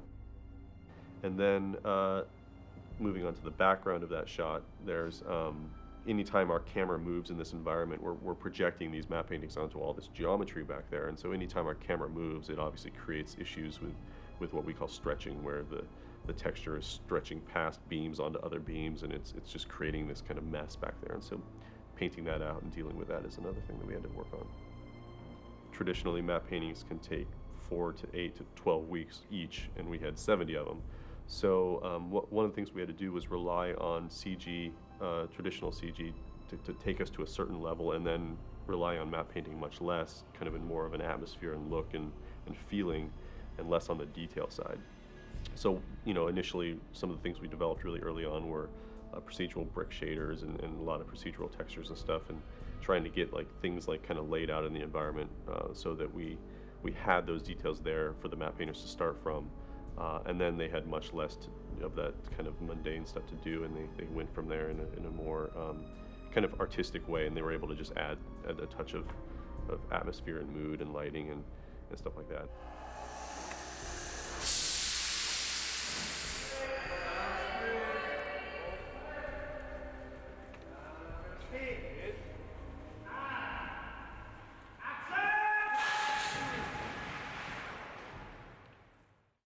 Guillermo, Let's rehearse and we should. you got a phone call.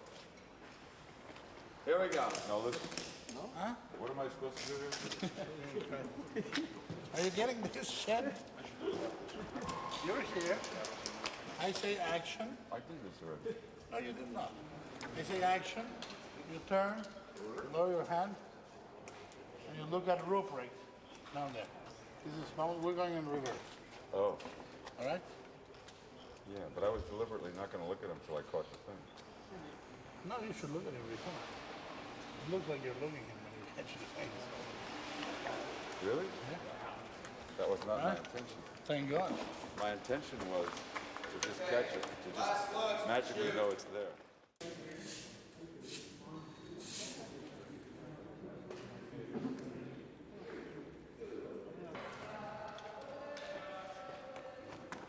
On speed.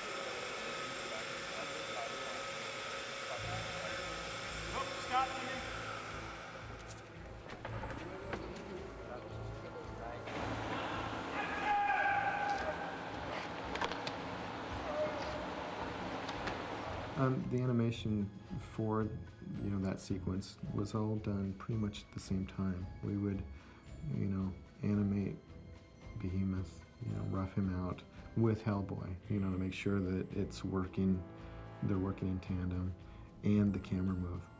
To create a CG Hellboy and most of the digital characters, we start off with a scan of the character, and that helps in a few different ways.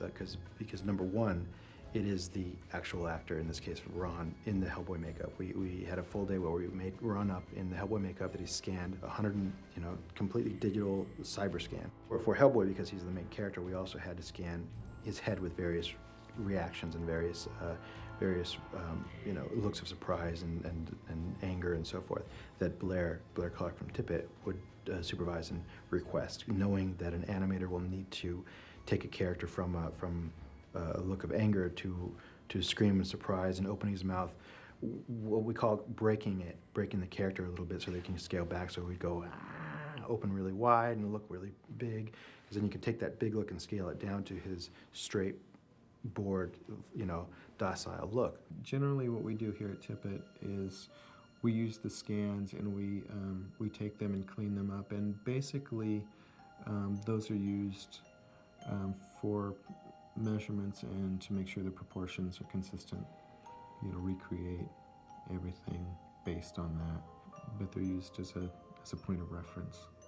Throughout the film, we referred to Mike's artwork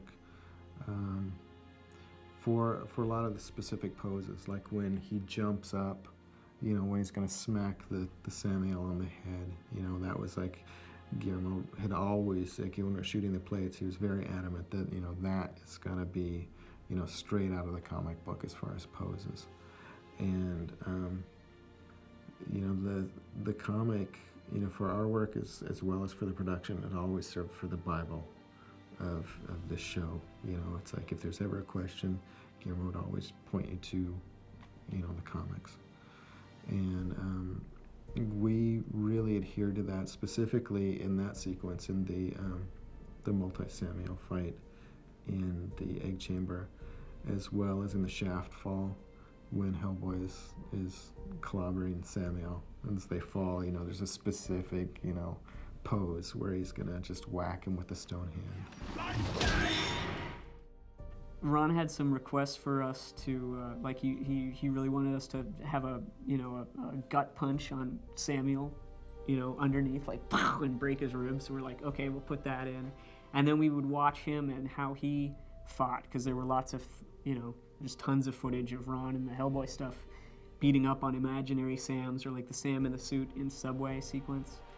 And so we could pull little movement keys from that. Like he's got, he does a lot of this thing, bang, where he smashes on the broad side of his fist rather than the punch.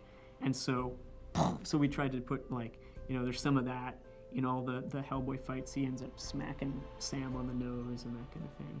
And hopefully that ties the CG Ron together with the real one, just because you pick up on these similarities.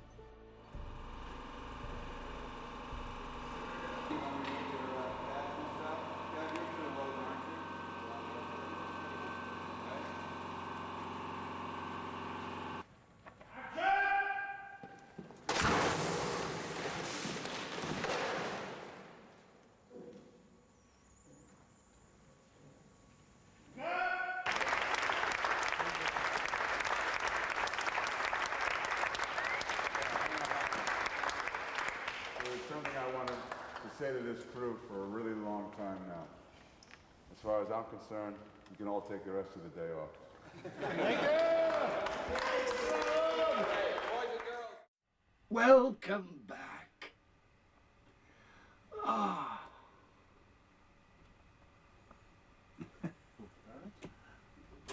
Oh, what happened there? I think the first one's the first. The English made a mistake. Only the Mexican remains in. Well, you made the mistake by being late, so I think we're all tied.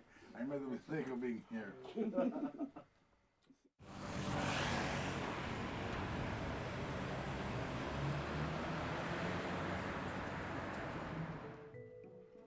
mean, it's incredible how much younger he looks without those wings. 60 years.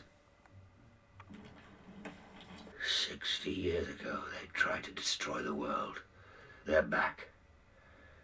In my lifetime, they're back. To finish the job. Look at them ugly suckers, Blue. One sheet of glass between them and us. Let's hear it. And now here comes a garbage truck. A very large garbage truck. Look at them ugly suckers, Blue. One sheet of glass between them and us. Story of my life. More contempt on the line. They're like, look at them ugly suckers, Blue. You're like, they're like.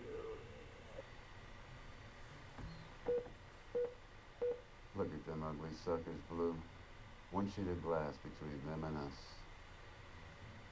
They did a lot of ADR. You can make up for situations where perhaps you had a lot of fan noise, things like that. Abe Sapien, for example, his voice is completely redone. A lot of people don't really realize how much that happens, that you can go through and you can completely replace a character's voice with someone else's voice. It's a lot of work to kind of get every little bit to kind of come together, but the primary focus is dialogue. They want to try to get the dialogue to work as well as possible. Oh, I see. Well, that makes it all right then. That's pretty good. That's pretty good. It's really difficult to go back and get an actor to match. Really, really good actors can do it and it just goes flawlessly. But it's a really difficult process and it comes at the end and it's, you know, it's a challenge to kind of make that work. Foley generally is the interaction of people or characters with things. So the Foley in this case was a bit challenging too because a lot of these sets, you know, they're walking around, they're supposed to be walking around in stone, they're supposed to be walking around on snow. Hellboy's supposed to be this big, huge, heavy guy. His hand, every time he moves it, it has to sound like stone. There was a lot of Foley work. A good example I like to use is if someone goes and opens a car door, them grabbing the handle, that's Foley. The door opening, that's effects. The effects, very little of it is actually recorded on the set. Most of it is done after the fact. And for example, Cronin doesn't actually have all this respirator breathing when he breathes. His back doesn't actually crack when he bends over. There's guns that aren't shooting actual bullets, all these things. All of that stuff has to be redone. For example, the dream where the hospital blows up. We did a whole pass when we were pre-dubbing where we have literal explosions where you can see the fire and it's just this big ripping explosion.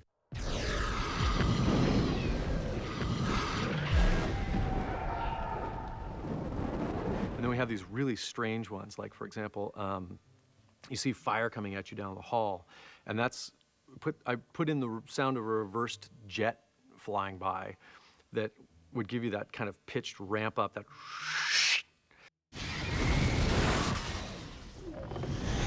and that's what kind of cuts off when we cut inside of the guys and it blows up.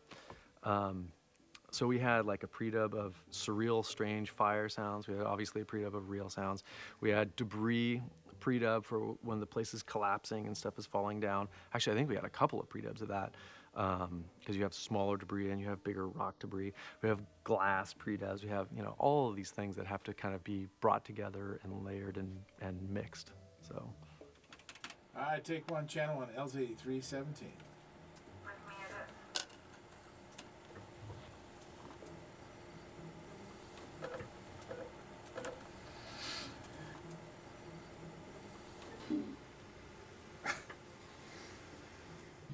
I look so cute sleeping. Couldn't we do the whole movie with me like that?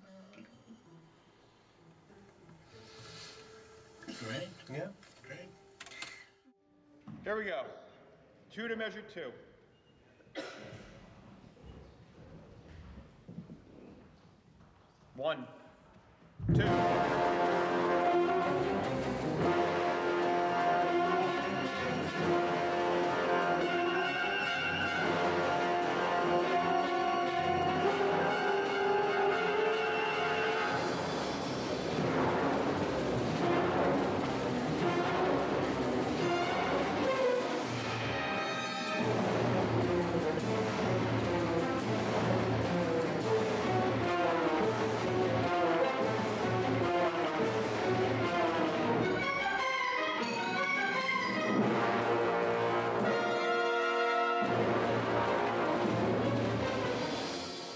Sometimes composers are brought on early and they really, really tempt things out pretty thoroughly. That's a really great way to work if you can do it. It's a pretty rare case that you can. usually what ends up happening is the editor is going to cut some things into their editing system, whether it's an Avid or whatever system that they use, and they'll cut music in to try and get a feel for how is this working, you know, is it driving? If it's an action scene, you cut in some action music from maybe another movie. A lot of times you're going to do a temp version of the movie where you do a mix, like a small final mix for a couple of days to get it ready for a preview. So any of you that have ever gone to a preview before and you think to yourself, I could swear that music's from another movie. Well, it is. It's like they're trying to kind of get the emotion and get the mood. And so usually because of that, you get the score kind of coming in at the end. So once you get to that final mix, you get music that generally you haven't heard before that we scored here. The Foley pre-dubs have come together. The dialogue pre-dubs have come together. All of these elements are coming together in this one room. And the director is sitting here and he's interpreting. And he's deciding what he wants to hear. And that's the place where, especially as an effects person, you really have to let go and you have to think about what's best for the movie, you know? Yeah, we did a lot of work on this whole sequence, but emotionally, with the music and with the dialogue, let's get rid of all these things, you know? Or, yeah, we bring it all together and let's just play it with the effects and see if it's working the way we want it to work. Final mixes are a pretty fun, creative place, and a lot of ideas get thrown around, and so having that flexibility with those pre-dubs is really, really important.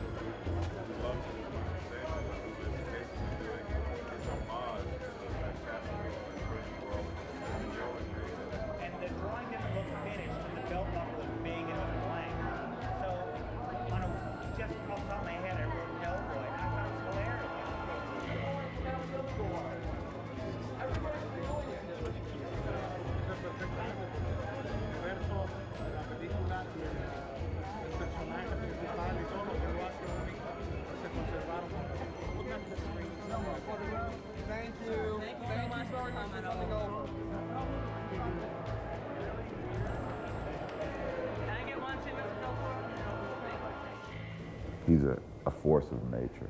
You just know that every single aspect of what's going into making this film is filtering through the smartest guy on the whole scene. He had the whole movie figured out ahead of time. So it's really a matter of climbing into Guillermo's head and watching his movie and listening to his movie. And it's a scary place, by the way. He'd show up anytime. If I got into a spot on a sculpture or at any point, he said, just call me, and he'd come right out, take a look at it. And the other thing I really like about him, if he doesn't like something, he tells you right away. And he has no problem with that, which I think is really great. But it could be a long night of work after that, so. The moment I met Guillermo, I fell in love with him. We had the hugest hug, and I think everyone feels that way about Guillermo, but I'm so comfortable with him. I don't think I could find a more passionate director than Guillermo, and he just is never exhausted. He puts in 7-day weeks. He's been working on this project for years, so I have utmost faith and belief that this will just be a beautiful, beautiful film.